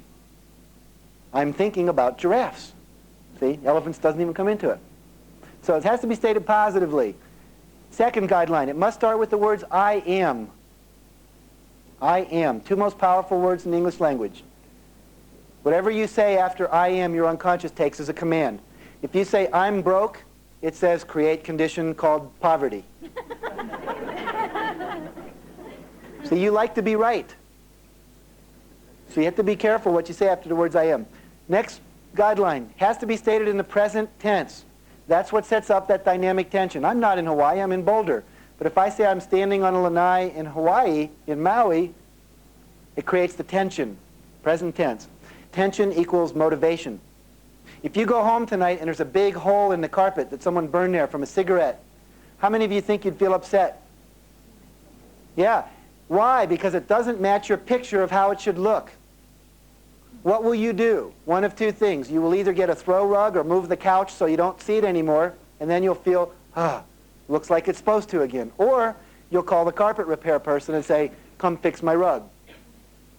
Okay? Now, if you don't repair it soon, what will happen? You'll get used to it. Remember that old thing, fix a crack in the wall real soon, or pretty soon you won't even see it anymore? And then that becomes how it's supposed to look. You got that? See, but the motivation comes from creating that image of how it should be, which is different than how it is. Okay, next guideline says specific. We talked about that. Has to be specific and measurable. Next one says it must have in it an ing verb. I'm driving my Porsche. I'm happily receiving the production award for my company. We are standing at the loading dock watching 10 million widgets drive away by 5 o'clock Sunday. Okay, so you're doing it right now. It's over. You've achieved it. Then it says a feeling word. How are you going to feel if you've achieved this? The reason you do it is not for doing it. You think you're going to feel a certain way when you've done it. Relieved, happy, calm, pleasant, loving, powerful. So I am joyfully standing on my lanai, happily watching the sunset. Then it says it must be brief. If it's too long, you won't remember it. It focuses the energy. And then finally, personal. Personal means the goal is about me, not about Robert Redford. So I don't say I'm happily married to Robert Redford, because that would require him to get divorced for that to be true, okay? But I do say I'm happily married to a blonde, blue-eyed guy who lives in Colorado, raises horses, and likes movies. I can say that because there's probably lots of those around. I don't say my kids are happily cleaning their room up. I say I'm loving my kid no matter what he does. I'm joyfully relating to him or her. Or I'm happily teaching my child to clean their room, or cleaning my room up with them. See, so you're going to change your behavior. It's going to be what you're going to achieve at the end. Now, as a group, you can set a group vision, but everyone has to buy into it. Okay, now when I've got this affirmation, the next thing I add is a visualization. I close my eyes and I see myself there. I create pictures of what it would look like if I've achieved it. After we've set a goal and we've made it objective and we've come up with the affirmation that we want, for instance, I'll tell you a story out of my life to help demonstrate how this works. 1978, I decided that I wanted to make $100,000 personal income. Now, at that time, I was a teacher and a trainer of teachers, and I made about $20,000 a year, more like 18.5, 18.7, 18.6. 3 or 4 years in a row, you could check my IRS forms, same amount of money.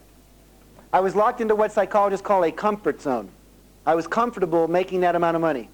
Okay? Could do it falling down, no big stretch. In fact, if I made more money, I got uncomfortable. Do you ever know that? Have that experience? Someone gives you something, it's like too much for your self-image, so you try to give it away or give it back or something. So there I was. I said, okay, I'm going to make $100,000. Now, this was a real stretch for me. It made me very uncomfortable. And I had a deadline, 1 year. So I said, okay, you know about this. Create an affirmation. I had 2 affirmations. First one says, I'm happily earning, spending, and investing $100,000 a year. I also took a piece of green paper, cut it out in the shape of a huge dollar bill, and drew a $100,000 bill on it. There is no such thing as a $100,000 bill. I think 10,000 is the largest. But I drew it. I spent a whole day doing it. Face, putting in the numbers and everything. Put it on the ceiling. When I first woke up in the morning, what's the first thing I see? $100,000 bill. Visualize, right? See it. Then I'd close my eyes, visualize what I'd look like, how I'd live, where I'd live, what my house would be like, how I'd dress, what charities, etc., that I would give to if I had a $100,000 a year income. Then I would say my affirmations a few times, get out of bed. The whole thing maybe took me 3-4 minutes.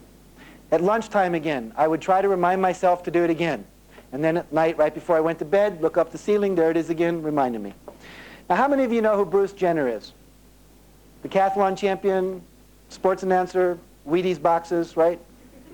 Bruce Jenner gets $50,000 for a 1-hour talk. Now, why does he get that? Because he's famous and he has something to say. And he's a celebrity and he draws people to wherever the talk is. But how did he get there? He got there by winning 10 events in a decathlon in the Olympics. I believe it was back in Germany. And when he did it, I think he set some kind of record. Now, when he came back, people said, how did you do this? You were a superstar. You were phenomenal. He said, what I did was I cut out a picture of me winning every event in that decathlon, and I put it above my bed on the ceiling. And every morning when I'd get up, I'd see me winning all 10 events. And that got encoded into his brain. Okay? So I had read that. I said, I'm going to do that. Put this on the ceiling. Now, for about 6 weeks, nothing major happened. And then one day I woke up and I had an idea. Remember, you decide what you want, then the how show up later. The idea was this. I said, you know, Jack, I have a book. And the book is called 100 Ways to Enhance Self-Concept in the Classroom. And this is a copy of the cover of that book. 1976, it was published.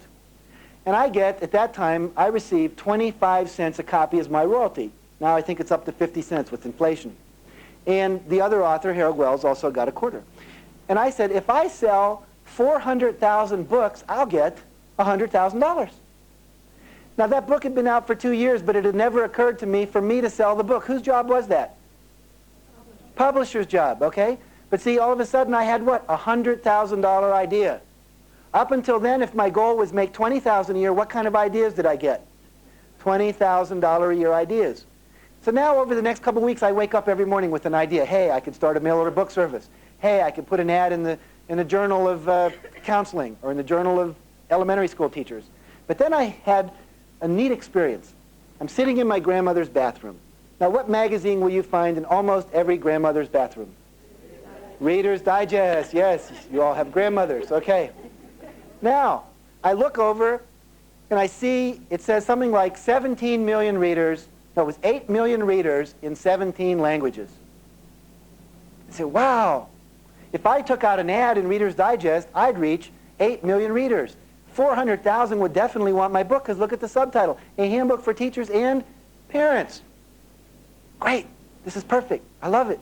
So I called up Reader's Digest in Plainfield, New Jersey. I said, I'd like to take out a one-page ad in the Reader's Digest. What does it cost? You know what they said?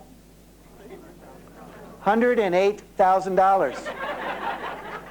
I said, I don't think so. They said, why not? It's a great ad. And I said, no, you don't understand. I do not have $108,000. And even if I did, I end up losing $8,000. This will not work. So then I woke up a couple days later and I said, hey, write an article for the Reader's Digest. So I wrote an article. I submitted it. It was all about teenagers and self-esteem. And they said what? No, thank you. They rejected it. A couple days later, I'm at the supermarket. What do I see at the checkout stand? National Enquirer, absolutely. National Enquirer. 12 million readers weekly. That's better than the Reader's Digest. So I said, now how am I going to get into the National Enquirer without hitting Carol Burnett or, doing something crazy like that? How can I get an article in there? Advertising, again, much too expensive. Didn't seem like it would compute. 6 weeks later, I'm at Hunter College in New York. I'm giving a talk. Lady comes up, group just about twice the size of this, teachers. She said, I'd like very much to interview you. Great talk. We need your stuff. These ideas ought to be in the National Enquirer. I said, the National Enquirer? She said, yeah, I'm a freelancer, but I mostly write for the National Enquirer. I said, what took you so long? Right? She laughed. She didn't know what she was laughing at. I explained to her, and she laughed some more. But see, she wrote the article. A couple weeks later, I'm in Chicago. A friend of mine, Hanuk McCarty. He was a Jewish mother and an Irish father, Hanuk McCarty. And he does what I do. He does seminars like this. And I said, Hanuk, what do you get when you consult? He says, I get $800 a day. And I said, $800 a day? And I knew he mostly was schools. I said, how do you get $800 a day from schools? You know what he said? I ask for it. He said, what are you getting? I said, $300 a day. So I go home and I decide I'm going to ask for it. Now this was a stretch out of my comfort zone. See, my comfort zone said I'm a $300 a day person. And I'm the kind of person who's saving the world. I'm a good person. It was back in the 60s and 70s, right? Make a difference. And I don't want anyone to see me as a capitalist rip-off pig. That was my big fear, right? So I practice in the mirror. You ever been told practice in the mirror, something scary to say? And I'm practicing $800, $800, what's your fee? $800, what's your fee? I'm $800, what do you charge? $800. Guy calls me from Cedar Rapids, Iowa, Mental Health Consortium, says, Jack, I'd like you to come out, do a one-day workshop, 500 people, what's your fee? I went, $600. He said, no sweat. I was thinking, he's on the wrong end of the phone. I'm pouring down from the armpits again, right? I said, no sweat. I said, I'll do it for $6. What did you have in the budget for the speaker? He said, we had $1,200 budgeted. Now, how many times had I done that? Not gotten what was available because I didn't ask for it. See? But what I'm trying to tell you through all these little stories is that my reticular activating system started seeing what? Resources, raise your fee, National Enquirer, Reader's Digest, sell your book. In 3 months, I tripled my income. Tripled my income, $66,000 in 3 months. See, total shift. Not because I knew how I was going to do it, but because I declared I'm going to do it, and the how started showing up because I affirmed it and I visualized it. A friend of mine put $1,000 bills on Xerox, just like this, on paper, all around her house. Didn't know how many she had. But every day she looked at them. She knew she wanted more money. Didn't have a job at the time. She was an out-of-work radio sales, advertising salesperson. And one day she got a call from her cousin, said, come up to Detroit, and Uncle Harry died, and he's leaving everybody some stuff. She went up, read the will. She was not in the will, no money. Sister later came up and said, look, Uncle Harry knew that if he left you money, people would contest it. He gave me double, knowing that, you know, the family loved me more and wouldn't bother about it. And here's $39,000. And he left you some furniture. Come out and get it. They put it in a U-Haul. The sister said, let me drive back to St. Louis with you. She drove back, walked in, said, what's all these $1,000 bills doing all over the house? She said, I took this seminar where they told you to visualize things and, you know, put pictures out there as well as in your head. And what happened was I put these up. She said, how many are there? She said, I don't know. She said, let's count. $39,000. One of them, for some reason, she'd cut in half and given to her niece. And there were 20 of them hanging up. Okay? So the basic idea is this stuff works. But you got to work it. Step 6 says action. You got to take action. The word satisfaction, the last 6 letters in that word spell what? Action, Latin, satis, means enough. Facere means making, to doing. Enough making, enough doing, enough action produces satisfaction. So we need to do that. We need to get out there. Visualizing alone won't do it. When I got that image to take an ad in the Reader's Digest, what did I have to do? Call them up. And you got to go ask that person about the computer. You got to go find out what it would take to be financially independent. And do that for yourself. Now I have here a $20 bill. Who would like this $20 bill? So who can have it? First person comes up, I bet. That's absolutely right. You're welcome. Now what just happened, that guy jumped out of his seat, came up here and got it. Now let me ask this question. The rest of you that had your hands raised, did it occur, raise your hand if it occurred to you, the way to get that is to get out of my seat and go up there and get it. How many people had that thought fly through? Yes. And then what came in next? Oh, I can't do that. People think I'm greedy. I'll look silly. You know, I don't want to look like I'm groveling. You know, whatever it is, whatever those thoughts were, that's what stopped you from getting it. Because what got it was what? Action. See, good ideas don't do it.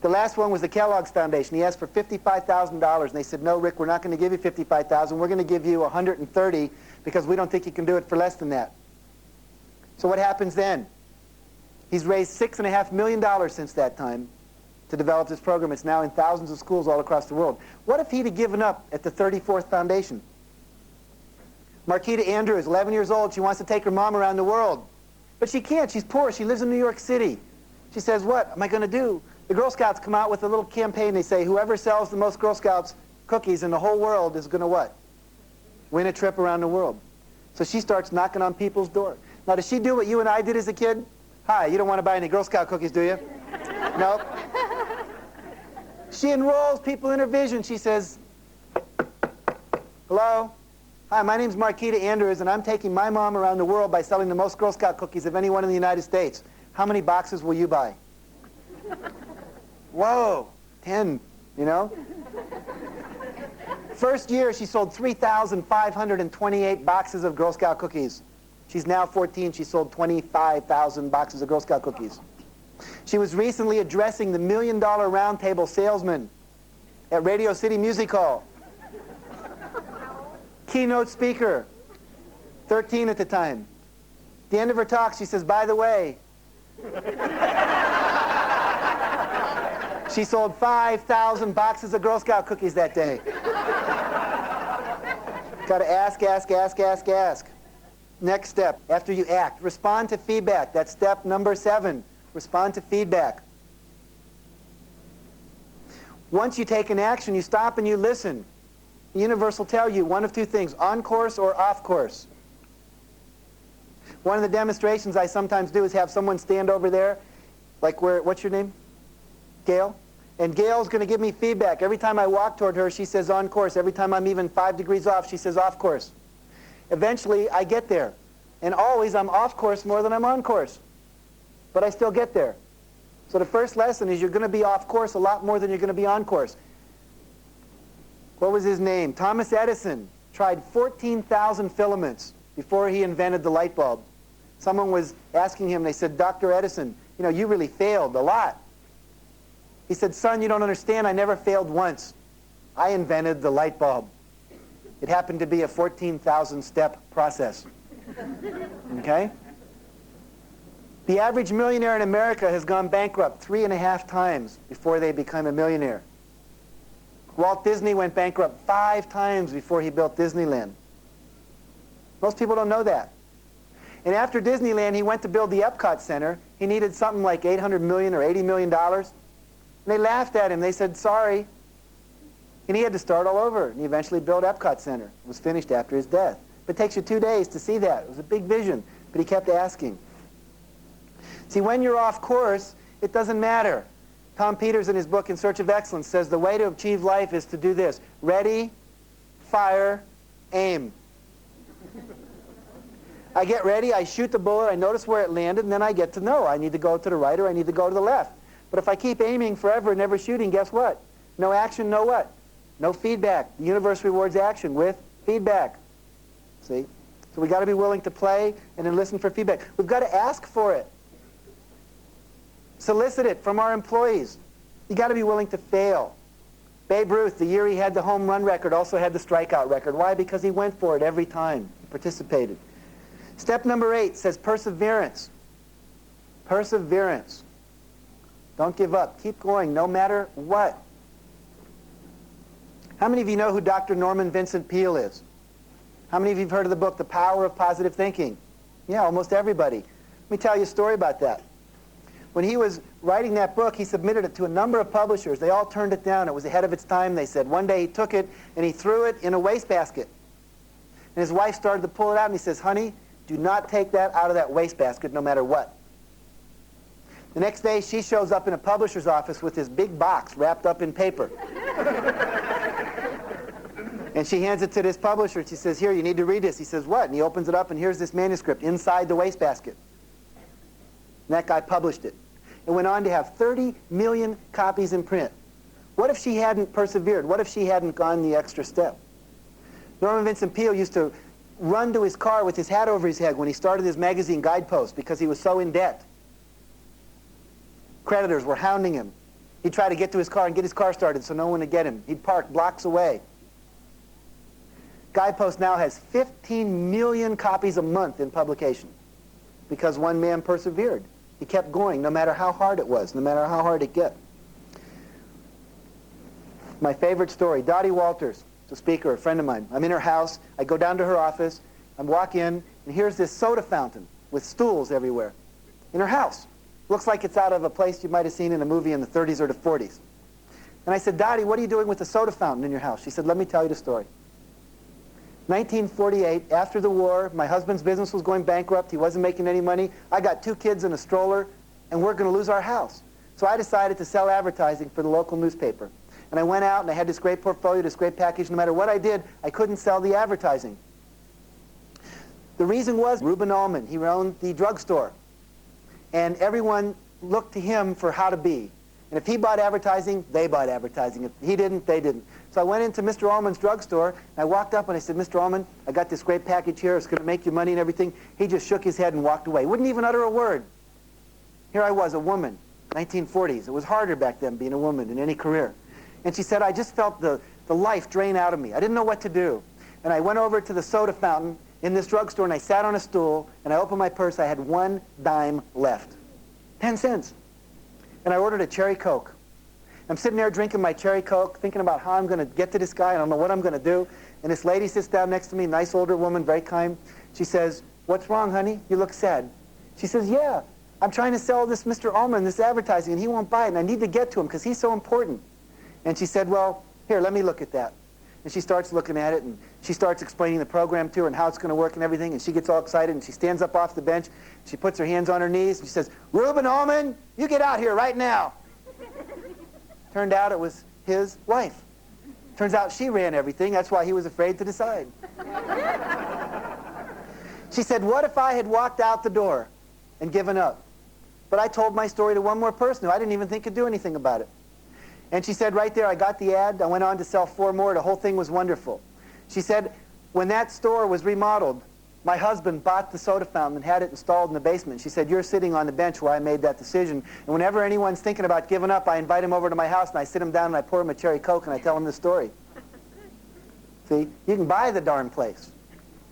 That's possible for you. Step 9 says, reap the rewards. You've done all that. You persevere. What do you get? You get the rewards. Here it is for you. It's yours. Now, when you get that reward, let yourself enjoy it. Let me say that again. Let yourself enjoy it. Celebrate. A friend of mine named Herbert Otto, every time he finishes a book, he buys himself a new car. Every time he finishes a page, he goes out and he gets a massage. See? Give yourself the reward. And then finally, step 10 says the attitude of gratitude. Thank the people that helped you get there. Thank the people that supported you. Thank your staff. Good phrase to remember is if you prosper others, they'll help you prosper also. The attitude of gratitude. 27-year-old mother walks out of the hospital. She's just been told by a doctor, you have a 7-year-old son, and he's dying of a terminal illness. There's no way that that person can be recovered. It's an illness we know nothing about, no one has ever survived, and he has about a month to live. Now, those of you that are parents, imagine how you'd feel inside. So she goes home and she talks to her son, and she says, son, you know, we've got to take you into the hospital. You can't stay at home. They're going to try to keep you alive as long as they can. You're not going to live very long. She said, but I have one question for you, and that is, did you have a dream, something you wanted to do when you grew up that you wanted to achieve? And he said, yeah. So what is that? He said, I always wanted to be a fireman. A fireman. Okay. So she goes off, and she goes to the chief of the Phoenix Fire Department. And she says, Chief, would it be possible for you to give my kid a ride on a fire truck? Let him have the experience, however brief if it is, to be a fireman. And this chief of the Phoenix Fire Department was a big heart, tremendous man.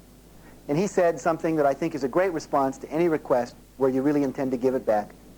We'll do better than that. You have this kid, his name was Bopsy, that was the nickname his mother had for him. You have Bopsy ready at 6:30 on Wednesday morning, and we're going to come by and we're going to pick him up and we're going to make him fire chief for the whole day. And, you know, they make the uniforms here in Phoenix for firemen, and we make the hats with the indicia on them. If you'll get this, if you'll get us his measurements, we'll actually have a fire uniform made for him in his own size. It won't be toy stuff, it'll be real, and will fit him. So she got him the measurements. Wednesday morning, 6:30, they pull up. Bopsy goes out in the fire chief's car, and he goes on 3 fire calls that day, rides in a fire truck, talks to the chief, gives him advice. It was great. So then what happens is he comes back, and he lives about 2 months longer than anyone ever thought he would. And they're convinced he lived that long because he had this incredible experience. I mean, he was like juice. This was so exciting. He was like really in his highest experience, if you could imagine that. The nurses at the hospital, they were excited about it. His parents were excited about it. Anyway, the night that Bopsy seemed like he was going to die, and all the vital signs had dropped way below the critical part, what happened was that the mother decides to call the fire chief again and say, you know, we're down here at the hospital. We don't think Bopsy's going to make it through the night. We believe in the hospice movement at this hospital that says nobody should die alone. And we wonder if you could send someone over in uniform just to remind Bopsy of that wonderful experience he had. It was so important for him. The fire chief again said, we'll do better than that. We are the fire department. We're 6.5 minutes away from you. In 6.5 minutes, we'll be there. When you hear the sirens and see the lights, would you go on over the loudspeaker at the hospital, have the staff do this, and say there's no fire, it's just the fire department coming to pay final respects to its own. 6.5 minutes later, a hook and ladder truck pulls up. The ladder goes up, opens up to Bopsy's 3rd floor window. 14 firemen and 14 firewomen crawled up that ladder into Bopsy's room, picked up Bopsy, and started hugging him and loving him and talking to him and teasing with him. And right before he died, he looked up at the chief and he said, Chief, does this mean that I'm a real fireman now? He said, Bopsy, you always were, because it was your dream in your heart, and you lived it out. And the reason I tell you that story is because I know that inside of every one of you is a little Bopsy with a dream of what you can do, of what you can contribute, of what your company can be, and what it can contribute. And I urge you and invite you to have the courage to use the tools that you've learned here today, to set goals, to believe you can do it, to make objectives, to use affirmations, to visualize what you want, to ask for support, to take the steps, to listen to the feedback, and achieve the goal. Because if you do that, some part of you is going to be extremely satisfied. And those of you that are parents, all those little kids at home are Bopsies. Teach them these tools. Support them in having their dream come true. It's been a pleasure to work with you today. It's been an honor and a joy. I hope what I've shared with you has been useful, and thank you for being here. Thank you.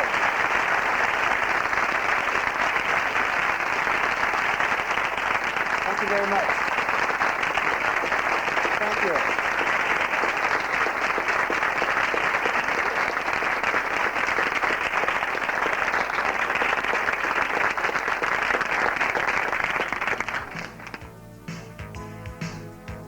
We trust that this program has provided you with insights and practical skills for building your own self-esteem and becoming a peak performer.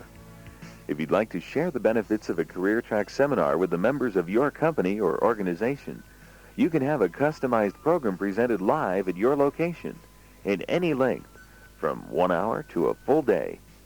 For details, phone our on-site department toll-free at 1-800-325-5854. Now we'd like to give you something extra. It's a sample from Career Track's outstanding seminar on tape, Stress Management for Professionals, by Roger Malott. Roger is a prominent psychotherapist with a unique approach to managing stress. He helps you recognize that it's virtually impossible to avoid stress entirely. So he teaches you how to cope with it by seeing how your reactions correspond to your self-esteem. Here's the sample. I tell this story because there are 3 basic concepts I'm trying to teach you that I've been referring to all day. The most important of which is ownership. You cannot solve a problem that's not yours. Your daughter's trying to put a problem on you. A customer's trying to put a problem on you. Don't solve their problems if they don't want to solve their own. If you're working with someone that is conscious, that has a legitimate complaint, and is willing to work with you, work with them. That's why consciousness is so important here. Sandy and I took a vacation to Hawaii. We got to the island of Kauai at the Kauai Surf Hotel. This is a very nice hotel. A couple of Mai Tais. which of course increased some unconsciousness if we were a little bit wasted at dinner. And we had a real nice dinner. We went back to our room, opened up the champagne, had a glass of champagne. And Sandy's not much of a drinker at all. And so all it took were a couple of Mai Tais and some champagne, and she was sound asleep. Now, it wasn't that much of an issue because I turned on the TV. There's a football game on. This is great. I got a game. And I'm originally from Pittsburgh, and it was the Steelers preseason. I get the rest of the champagne. I get the game. I get no grief. This is going to work just fine. And I'm watching this game, and as I mentioned earlier, one of the problems with drinking is that it's a leg lifter. It throws you off balance. By the way, the others that we don't think of as leg lifters are caffeine, nicotine, and sugar. Well, I finished this bottle of champagne, and when you drink by yourself, you have no way of knowing just how drunk you are. I'm not talking, so I'm not slurring. And I'm not walking, so I'm not tripping. So I don't realize how inebriated, intoxicated I am, but I hear this fight out in the hallway. And it was one of these, someone got hit, you could hear it. And your curiosity starts to build. It reminds me of car accidents. When there's a car accident, it takes forever to get there, and when you do, you know not to look. And we all stare. But a lot of you do. It's like you're trying to carry on a conversation, and one ear is like, oh. Well, this couple was fighting out in the hall, and I got curious. Now, where's my leg? Beware of making decisions when you're low number, high leg. I open up the door, and I look. Now, they were down the end of the hall. I open up the door, and I look, and I couldn't see anything because there's this little doorway, little hallway between my door and the main hallway. So I grab the door, and I look down at the end of the hall, and the door slips out of my hand. And I run back, grab the doorknob just as it's closing, and I'm locked out. Now, this would have been bad if I had clothes on. But this was real bad without clothes on. It's like my leg just shot all the way. Just. Sandy, please, I'll never drink again. I need in this room, Sandy, quick, get up. Knocking, nothing. I cannot get my wife up. Now, I have no idea what happened to this couple that was fighting. They're gone. Shortly after this, I hear a door close. I look down the hall this time. Now, I'm peeking now. There's a man in a tuxedo, and his wife's in this long black dress. This is 9 o'clock on a Saturday night. They're going out to dinner, and my room is right beside the elevator. They have to walk past my room. So I'm in this little doorway prancing back. What do I do? And you see these people coming up and saying, it's kind of hot tonight, isn't it? Or if you could pull off a singing telegram, really fake it. But I couldn't. And so I made my first decision. And my leg is where? It's up. I ran to the fire escape. Now, I know they saw me running to the fire escape. But I did it anyway. So I got in the fire escape, and I decided I have to get to a phone. I got to call Sandy. So I ran down 12 flights of stairs. There's 2 flights per floor. You know what those fire escapes are like, too? There's cold concrete. You know, and I'm running down. I'm sure someone's going to catch me.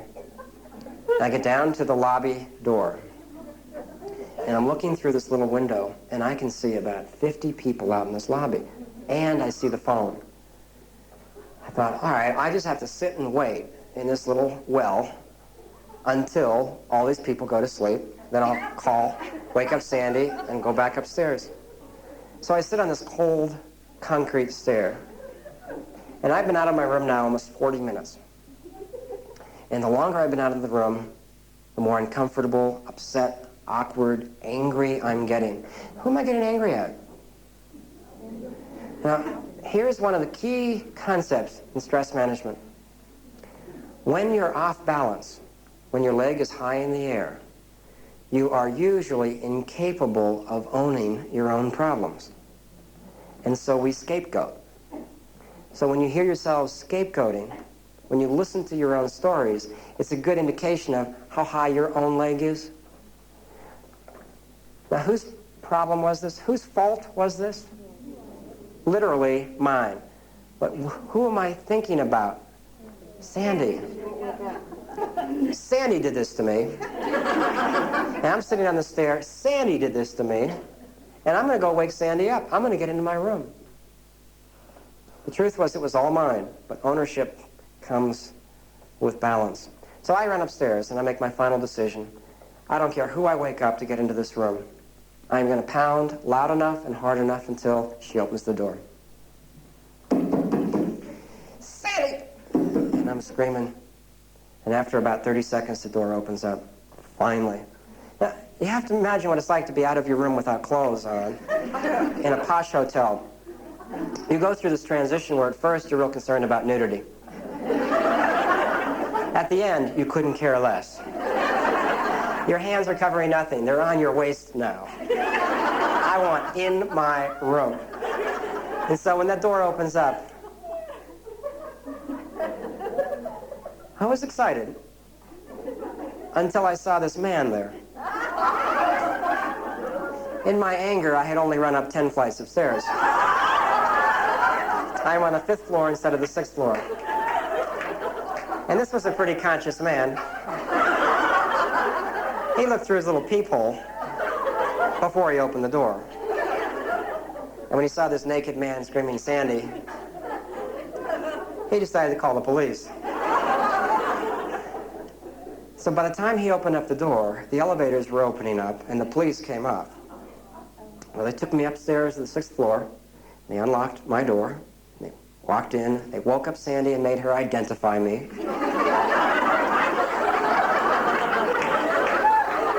They don't just let you in any room. There are standards for naked people. When Sandy did say, yes, that is my husband, fortunately, the police left. And I could have hugged this one officer as he was leaving. He turned and he said, you know, this happens every week. Oh, thank you. Now, Sandy did something interesting here. Sandy said, I am so sorry I did this to you. And why do you think she took ownership of this? Well, you see, what we do is we compare who we are, split-second comparison now, against who we could be ideally. And an ideal wife in this situation would have done what? One, not passed out, or B, you would have woken up. And we all do this. You'll compare yourself against the ideal office worker would do what compared to how you really did it today? And the ideal owner, the ideal parent, the ideal brother, sister, the ideal partner. We compare ourselves against our ideals. And you'll suffer by the comparison. And so she did. And so she said, I'm sorry. Now what number am I? 3. I'm below 10, right? How conscious are below 10s? Not very. So instead of me saying to her, oh, honey, it wasn't your fault, I did it. What you're going to hear from a 3 is, well, that's okay. You should have been. I'm sorry. You should be. Was I a jerk in the moment? Yes. Because all of us, when we get down too low, become jerks. Now, we make it back to Denver 3 days later, and she sees her support group. And the support group basically says, this was not your fault. This was his. And when she stopped owning Hawaii, who had to? Me. The only reason you're hearing this story now is because I own it totally. I mean, dummy walked out of my room. Now, there's 3 reasons for telling you this story. And all 3 of these are useful in terms of the concept of stress management. 1, listen to your stories. Are you scapegoating or are you owning your stresses? Number 2, as long as Sandy took my problem, I didn't have to. As long as she owned what happened and why it happened. I didn't have to. So if you keep owning your children's problems, a partner's problems, a coworker's problems, if you keep owning someone else's problems, doing someone else's job, they don't have to. And finally, if you make major decisions, when your number is low and your balance is extremely off, you'll do very foolish things. And so in this particular case, several of the decisions I made increased my problem. If I had been balanced, I simply could have stuck my head out in the hallway and said to this couple going out to dinner, would you please get me a towel I could use and call my room? But when you're off balance, you don't think, you react. And a lot of the reaction is unconscious. Some of you have done brochures where you put the wrong dates on. You just knocked on the wrong door with your clothes off, too. Many of us make decisions when we're too low. This has been a sample from Stress Management for Professionals by Roger Malott. To get your copy of the complete 4-cassette audio tape package, call toll-free 1-800-334-1018. Note that all Career Track products come with a full 1-year unconditional guarantee. If you are not satisfied for any reason, you have an entire year to return it for an exchange or refund. We're certain you'll find Career Track products to be a wise investment in yourself. Use Career Track as your primary resource for books, audio and videotapes, and seminars on a multitude of topics designed to enhance your effectiveness. Titles include Achieving Excellence, Assertiveness Training, How to Deal with Difficult People, Creating Teamwork, Getting Things Done, How to Give Exceptional Customer Service, Image and Self-Projection for Professional Women, and many others, all aimed at one goal, keeping you at your best. For information, call toll-free 1-800-334-6780. Thanks for listening, and congratulations on making Career Track your success company.